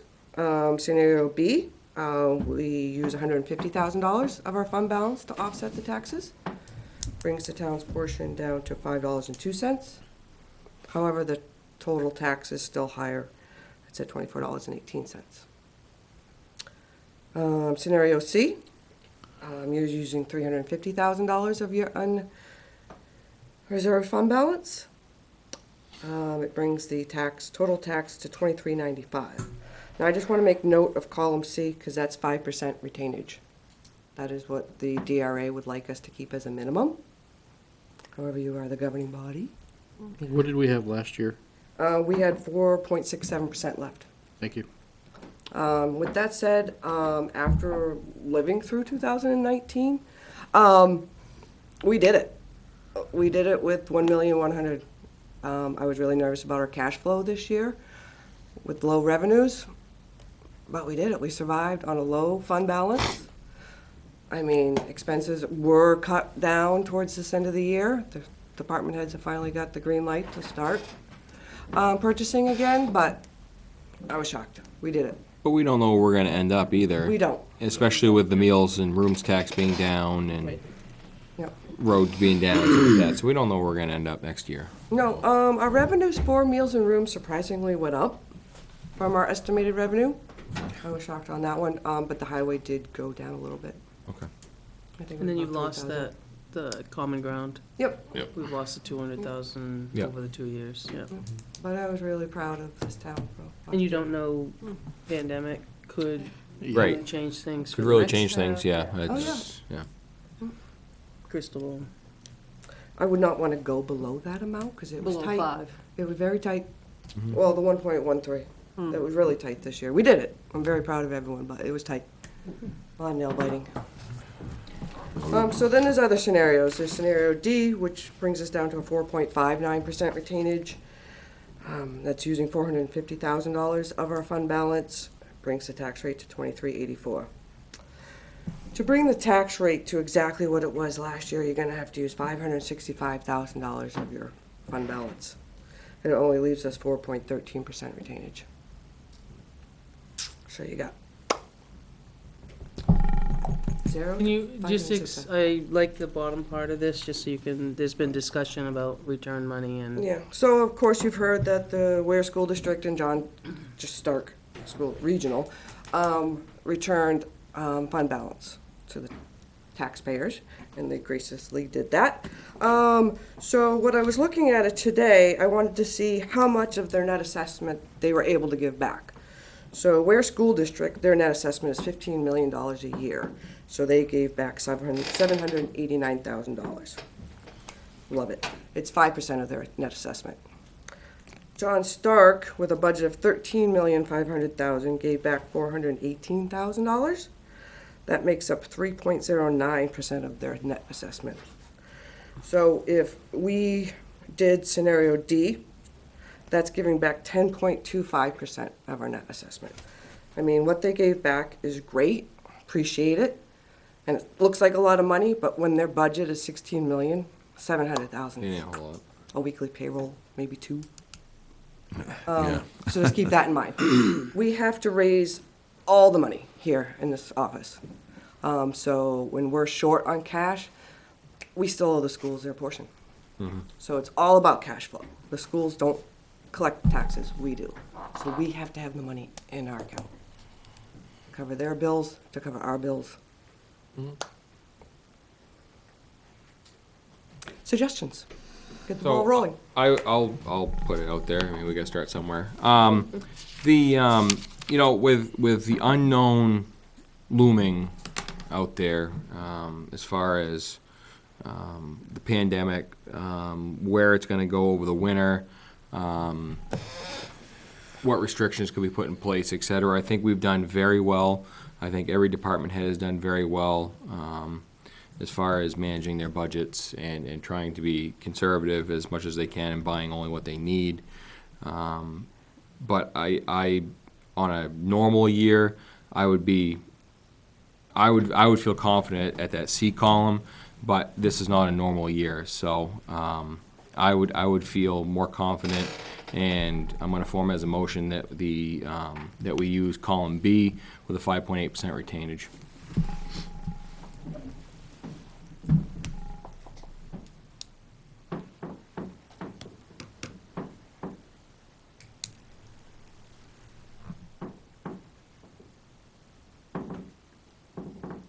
Chairman, you have a motion on the floor. Nobody seconded it? Yeah, you didn't call for a second. No? Anybody second that motion? Okay.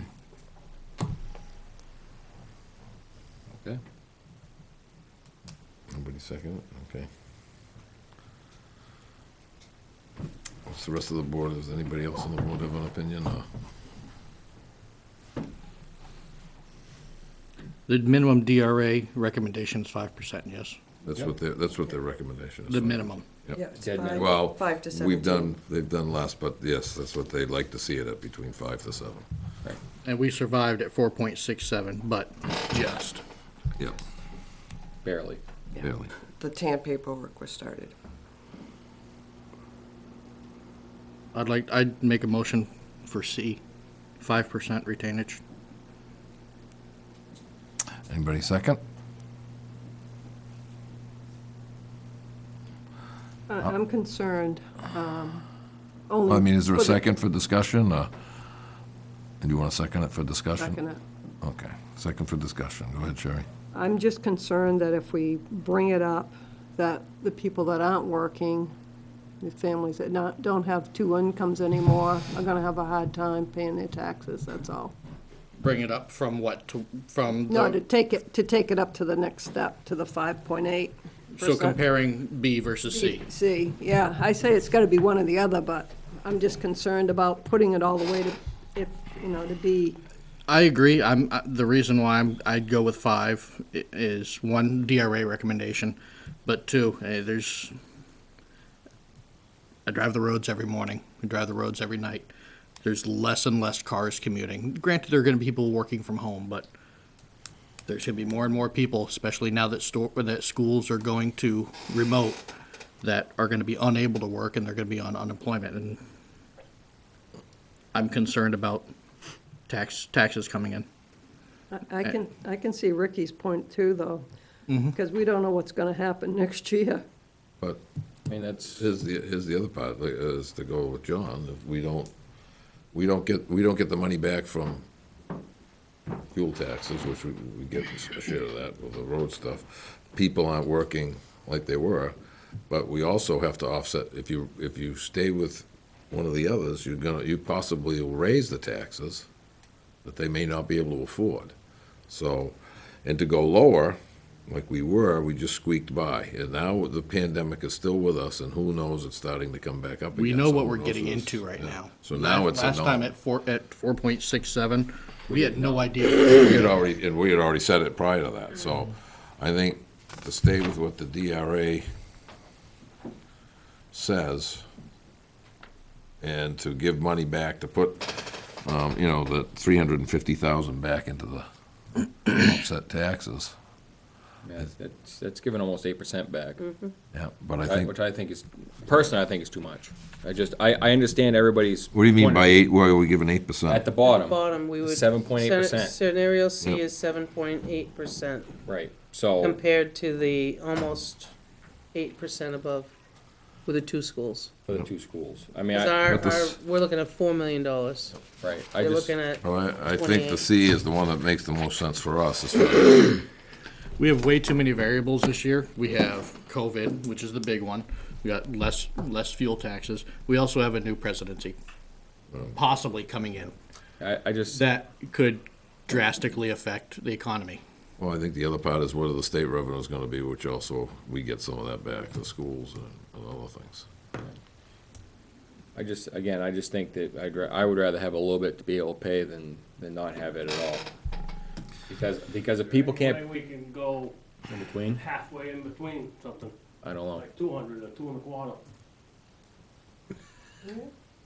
Would you guys make a decision like that? these are just thoughts that we had. Yeah. You guys can set it at whatever you want, and we'll just figure it out the other way. If Because I think honestly, I think that I know that it's what, almost 22 cents difference, 23 cents difference. If somebody can't pay the taxes, they can't pay their taxes, period. Doesn't matter if we give back to column F. If they can't pay, they can't pay because of whatever. Yeah, but now you're potentially reducing the amount of people that can or cannot pay.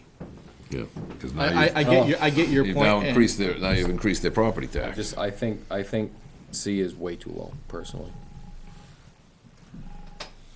I'm still sticking with my motion of C. And I believe it has- John Oz has asked a question about in between. Yeah, that was for discussion, so, Beth, Do you want to see the numbers? I can run upstairs What, and run what 'em. would, yeah, say for 250,000. I mean, the $200,000 difference between the two of them, so if you If you went to Like 2 250 1/4, instead of, 250? yeah, 250 instead of 350 for the heck of it. What would that give you? I'll do both. I'll go Okay. back down. There's the whole formula because of the overlay. Table my motion. Cause, Yep. C, I mean, C, I hear what you're all saying, but C is a $60 increase for the year based on $250,000 home. $60 increase. It's a 60, and what B, What would B be? B is, So C is 60, you said? yep. C is, I'm sorry, B would be, based on the $250,000 house, $117.50 for the year. Almost double. Yep. Double the increase. Yeah, it makes sense, it's 47 cents versus 24 cents, so Yeah. it would be almost double on 250. I'll table my motion for now until Beth comes back with some numbers. Want to do the manifest? Yep, we'll skip to the manifest then.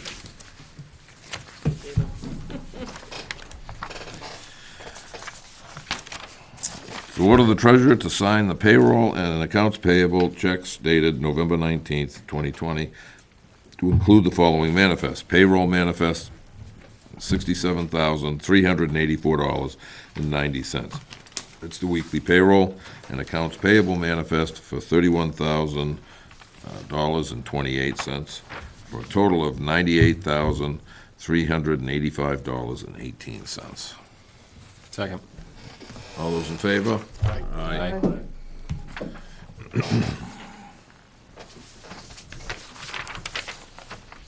Do we have the minutes? Yep. I haven't read them. I haven't read them either, just, That answers that question. Table them for next week. And the administrator's report, might as well. Start on that.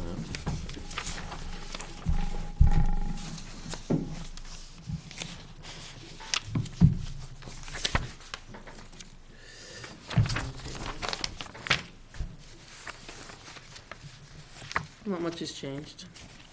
Never does, week to week. We try.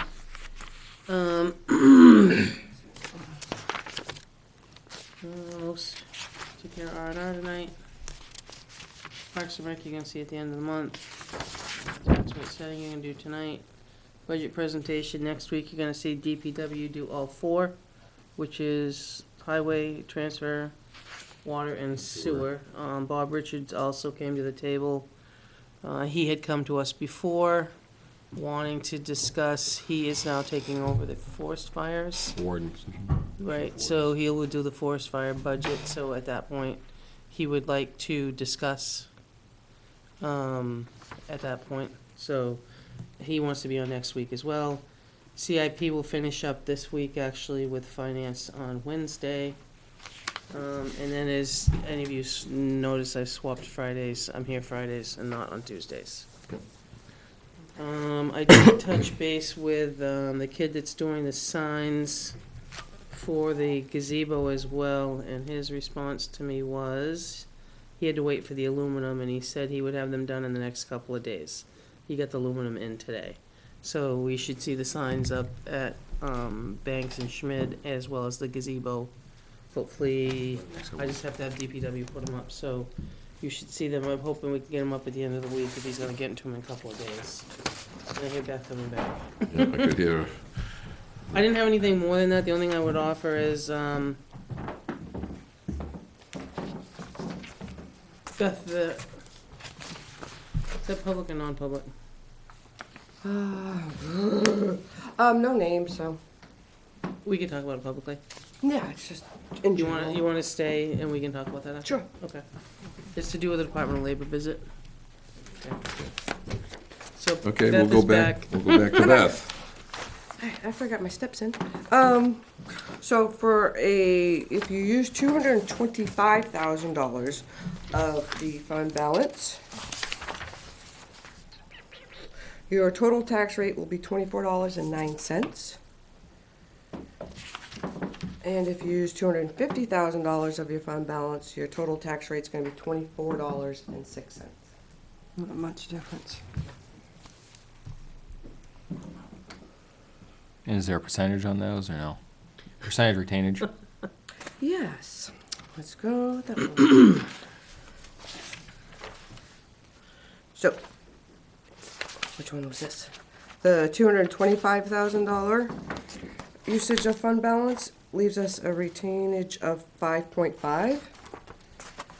And then the 250,000 use of fund balance leaves us a retainage of 5.4.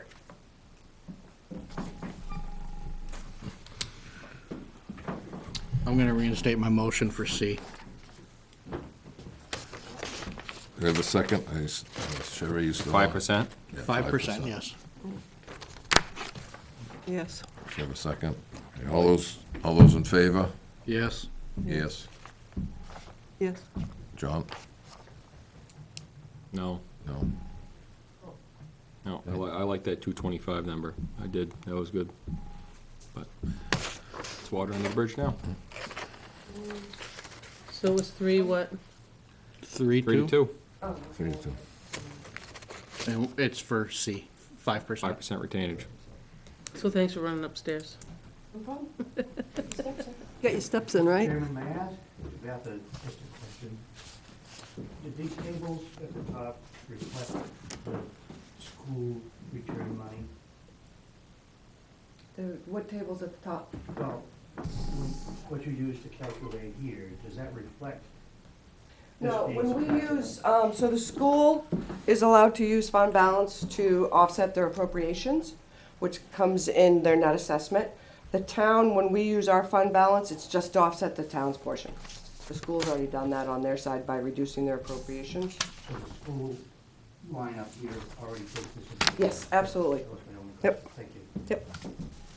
So in other words, simply is that the school doesn't really reflect to us, it takes it out of their own budget. and Yeah, all so that. it reduces their appropriation when it comes to us. The other portion that the town's responsible for on page 2 is the veterans tax credit. Right. Which this year was $196,450, and then our overlay, which is the town's responsibility.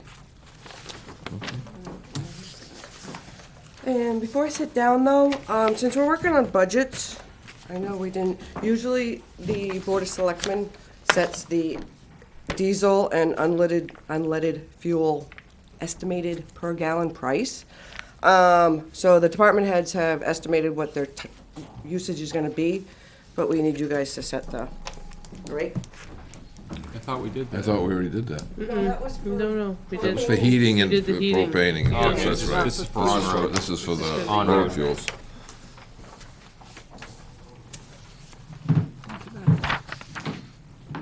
So what are we doing? Explain this again to me. So, For pricing for on-road fuel, diesel and gas. What we're budgeting on? Anticipating. What we're anticipating in the Anticipating. budget. What we're anticipating our cost per gallon. is. Yes. Right. Thank you. At the current rate. that we Minus get. all taxes. Yep. Yep, So that's why these numbers look a little different. okay, thank you. So according to the U.S. Energy Information Administration, they are forecasting 2021's retail prices, including taxes, for diesel at $2.55, and for gasoline regular, $2.23. Now that's including taxes. Right. So on diesel, we can subtract 56 cents a gallon from that, so that would be $2.55 minus the 56 cents, get you at $1.99. And for gasoline, they're estimating $2.23, including tax, minus the 49 cents for tax, and you get $1.74. 174? $1.74. And here's just, if you wanna look at it, where I get my information from. Quick question regarding PD vehicles. They are high-performance vehicles, we would agree.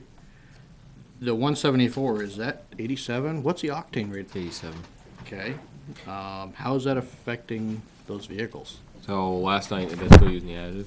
They put added, yeah. They Last I knew always, last I knew they Yeah, they're running an octane booster every night. I don't we discussed this a while back. Yep. About trying to get mid-grade and/or high grade Instead of, instead of regular grade, and I don't think we could. Wasn't It available. wasn't available. You can go if you go to the You're pump. Yeah, and then you have to file the And you pay the paperwork to get your tax and you tax gotta file back, yeah, the file the quarterlies. paper. What would you say was the tax per gallon, was it on, John Van's got it. here you go. oh, I was looking on the price on the diesel, So how much, 56, okay, right. How much is it? The tax? 56 cents. 56. how much are we spending on additive every time we fill up? I think we get on Amazon, so I think it's, I don't know. I want to say it's under $10 a bottle. So we're putting $10 a bottle every time we fill up, potentially every day. I'm not sure if they do it every year, I'm not sure if they do every fill-up. Yeah. Some of these additives you don't have to do every fill-up. Is it a whole bottle or is it split? Yeah. it could be Yeah, I don't split. know.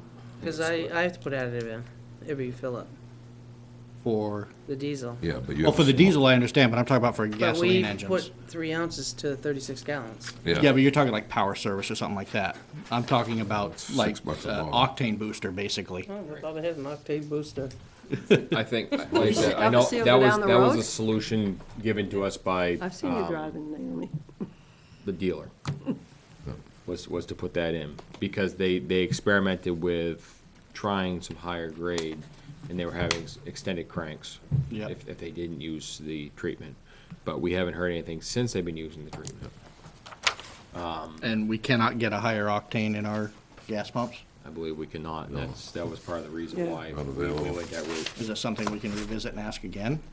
Just, I just thinking from a money saving standpoint, if we're paying $10 a bottle for an octane booster for a car, They won't, Do you think it was I don't believe 10? they'll sell it to you. I don't know, it was not 10, I don't it know, wasn't I- that Right, much, that's- yeah, that was the I was issue, thinking they it was wouldn't like sell it to us. 6-ish. Five this or particular six-ish, vendor, or is yeah. there a legal reason why they won't sell it? No idea.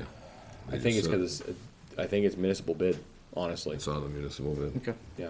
Well, if there's no way around it, that's fine. It just seems silly that we're spending that much money on. No, I octane don't booster. disagree, but I think, Especially if we're gonna be going for all these high performance I vehicles. think that was the reason why we Well- stuck with that, was because we had to. I think the Tahoes will not be under high performance, they'll just take the regular 87 octane. My Suburban takes 93.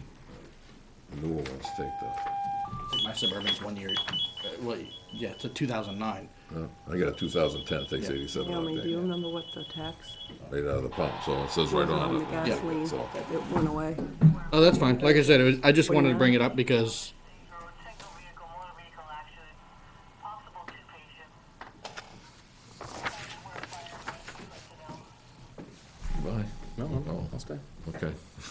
I was just bringing it up for discussion. I didn't realize it. This had already been talked about, so. Yep. Okay, the administrator's Well, report. wait, what are we Still needs to setting be said at? it. Yeah, Yeah, we're gonna, oh, that's right. you're gonna set it at $1.99 and $1.74? I think historically, we have not gone completely with that suggestion. We've always gone a little bit higher just to cover any thoughts. We had some average formula there that was kind of, my I was God. gonna Kinda say, cool. are you gonna bring that up? I am gonna bring it up, but I mean, I understood it when we were doing it. What was the La- average formula? Last year, we did Oh, it it, was, yeah, it was Take the catastrophic. difference between what it is now and then divide that by 2, add it to your, I don't know. Right, yeah, there was a It was- percentage and everything. Oh, It was, yeah. it was a crazy formula. We won't go down that road. Okay. yeah. But I would, Wait a minute, was it Tom's? Was it Tom's? Yeah, I blame Tom. it did work though. It did work. Keith. We So didn't basically, do it, we just need a dartboard, basically. we didn't do it last year, did Yeah, we? because this is what you No. paid. Yeah. We just, we need to have, because we know how many gallons we've used. We just need to set the So price. we just need to set the price, and what you're looking at here is what you paid. On this Right. sheet here is what you paid per gallon. Correct. Right. And it went up. Per And- gallon and it per floats month. up and down. Police department paid 96 cents a gallon at one point. 196. So what did- 199, yeah. What did we set this year at? I knew that. Oh, what do you mean? Oh, I'm For sorry. prices, what did we set this year at for prices? Oh, for 2019, you mean? For 2019? 2020, what did we set? Yeah, what did we set 2020 at? I say it was a dollar. That's a good question.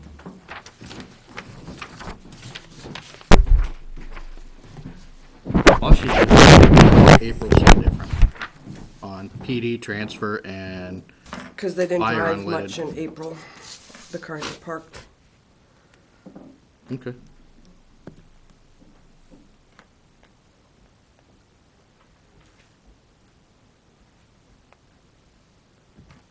Yeah, they didn't do as much because of the COVID.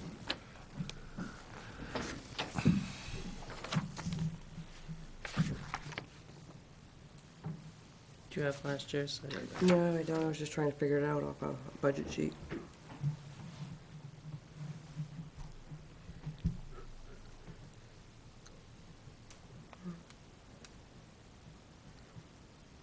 It's like $1.98 for unleaded.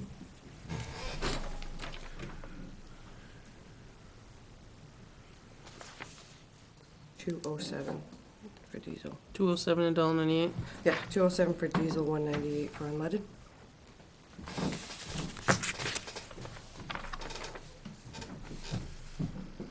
I think fuel prices are going up this year. I would agree. Geez, I I don't would- know. I've I've been watching prices like crazy. They're not going up very much. Well, I think there's still a lot of uncertainty out there right now. Yep. So I would think they're gonna go up. I'm thinking unleaded at $2. I would say 2 and 210. $2 for gas and 210 for diesel. I was actually thinking 220 because diesel seems to go up faster. I'm good with that too. What are you gonna say that?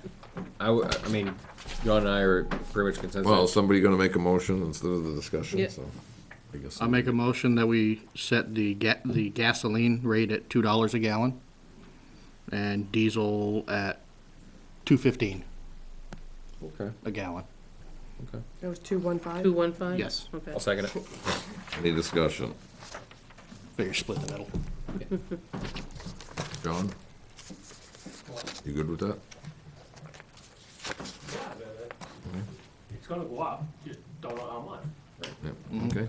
There's a motion made in a second. All those in favor? Yes. Aye. Okay, that's what it is. Okay. So the only, I guess, I went through my report and I really only had one more thing. It's kind of other business. You guys don't care. I know you have No. other business. Go on to other business. So Beth, you spent more time with inspector than I did. So we had a, Department of Labor, the inspector was here last Monday, came back last Friday. He was called to come here for a reason. Guess a complaint, I guess I'll call it that way. So he showed up, he sent an email and wanted some information. Beth graciously pulled everything, spent some time with him. He went away, did some self-interviews, came back Friday and went over the findings with Beth. We have 2 violations. One is for a violation of RSA 275-43, which is a weekly or bi-weekly, when the wages are due to employees. And the second one is a violation of records of hours and wages. Don't know how big the fine's gonna be. We were told it's between 100 and 2,500, but we'll wait and see what shows up.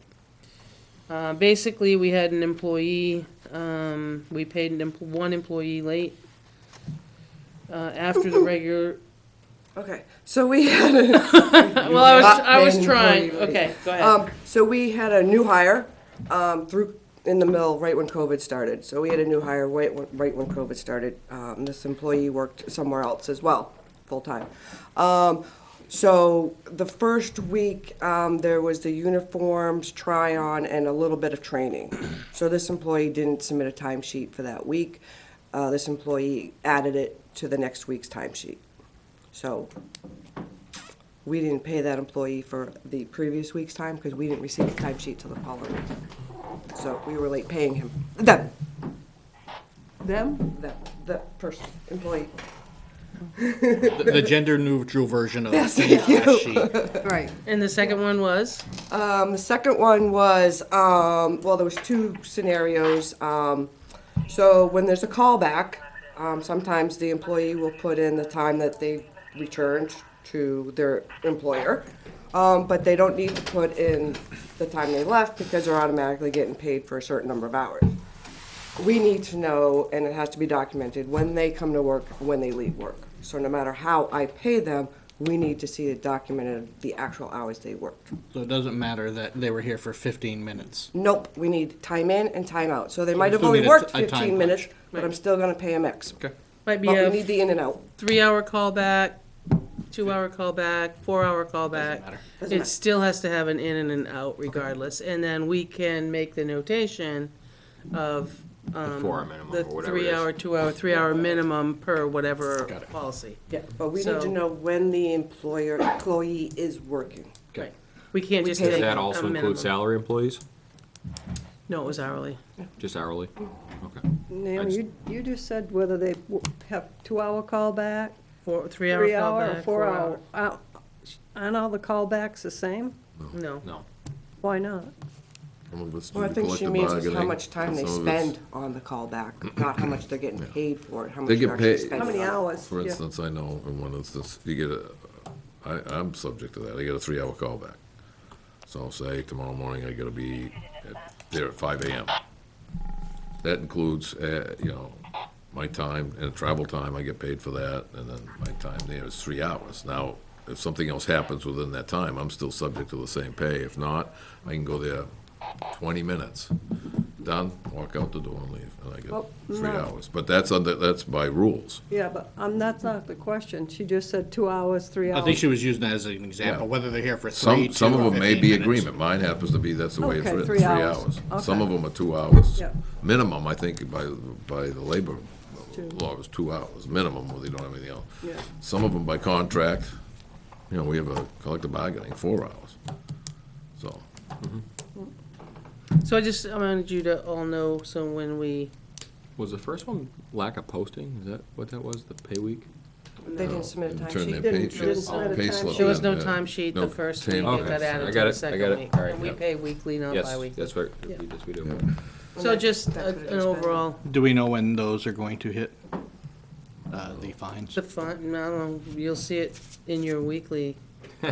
Or, Oh, you'll see it. Unless we want to go fight it, Unless then you wanna Beth go and to I, labor and then fight it. Beth and I'll make a trip to Concord, but, yeah. I think they're very minimal.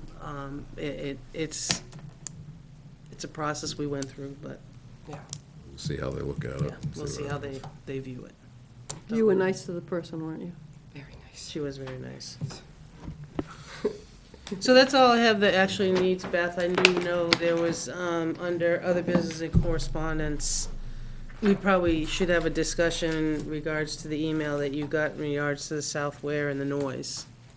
You guys got that Yep. email, so I know you wanted to have that discussion, I'm sure. Before we go on to that, I just got some quick correspondence. I was contacted by a resident in town concerned about a possible zoning violation that I forwarded on to the planning board chair. And the violation is, To do with signage in town. Before I skedaddle, You can go. No. can I just get some initials No. on the DRA? Whose initials? All of you.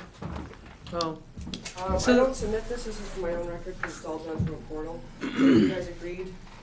so now that, just for the rest of you, so now that you've, set the tax rate, I'll call it,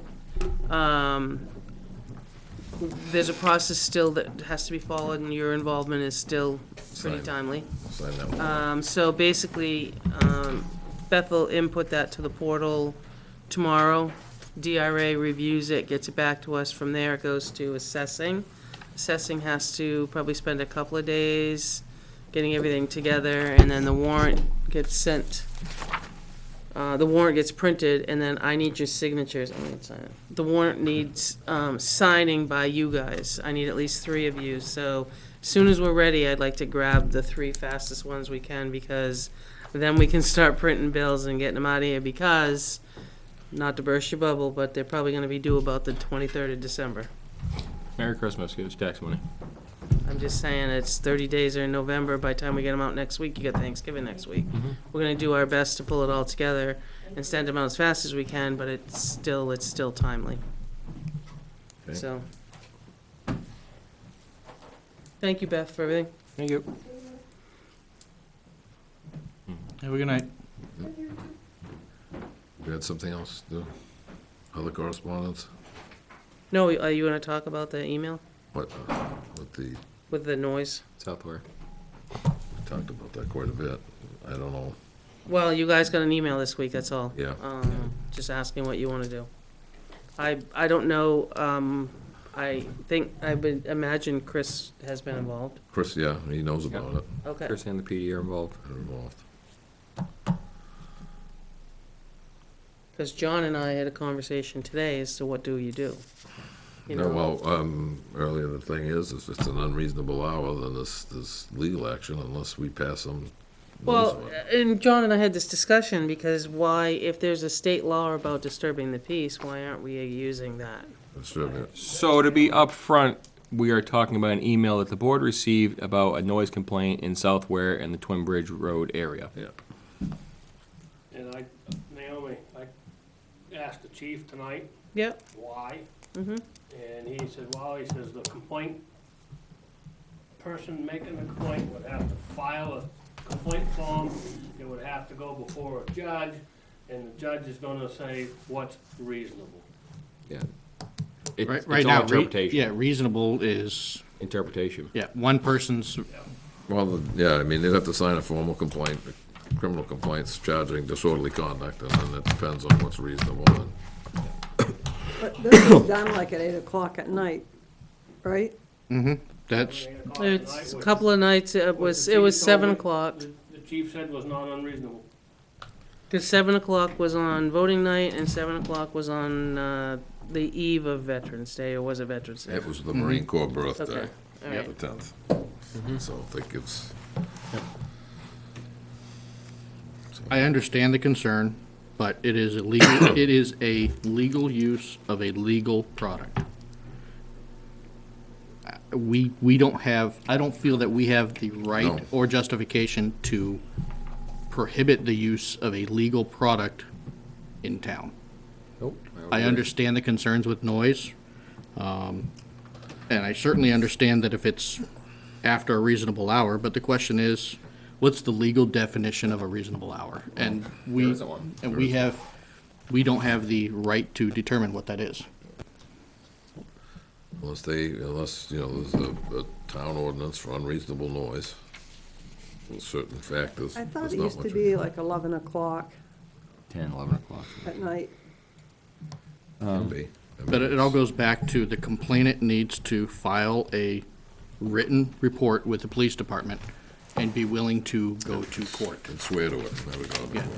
And to my knowledge, that has not been done on most, if not all, of these complaints. Not just from this one individual, but No, it isn't, it has not been done. It was-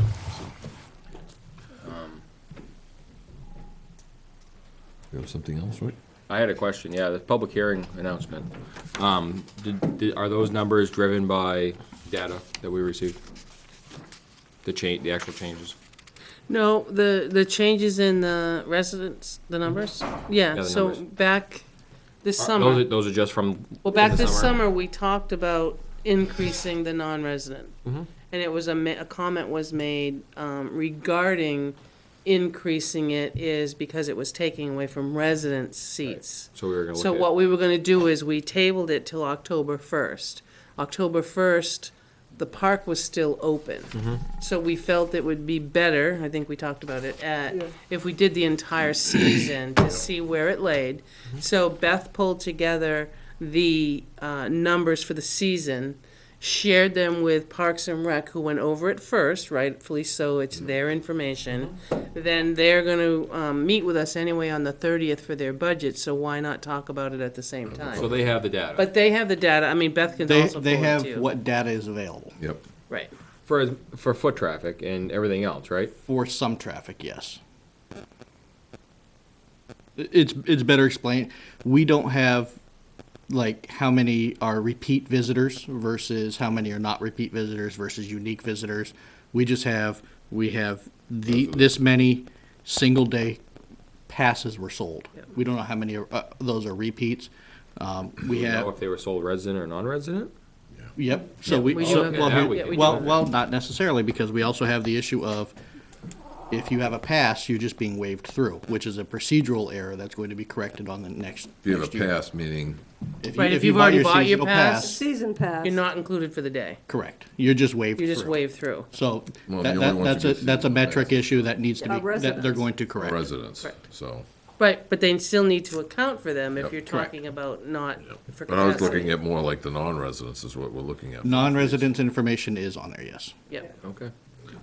Going back to this email, at the very last paragraph, I and several of the neighbors are requesting a meeting and conversation with the town selectmen. So they've requested a meeting with us. We need to address that part of it. Well, if they want a meeting, they'll have to contact Naomi and we'll set it Okay. on the agenda. And it will, So, some Can So future. am I reaching back to him? Because John forwarded to me. yep. Could you reply back to them and offer them that they're more than welcome to meet with us and for them to pick a date so we can put them on the schedule?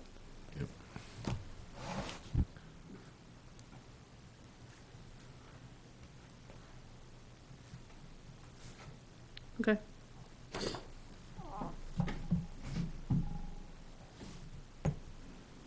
Anything else?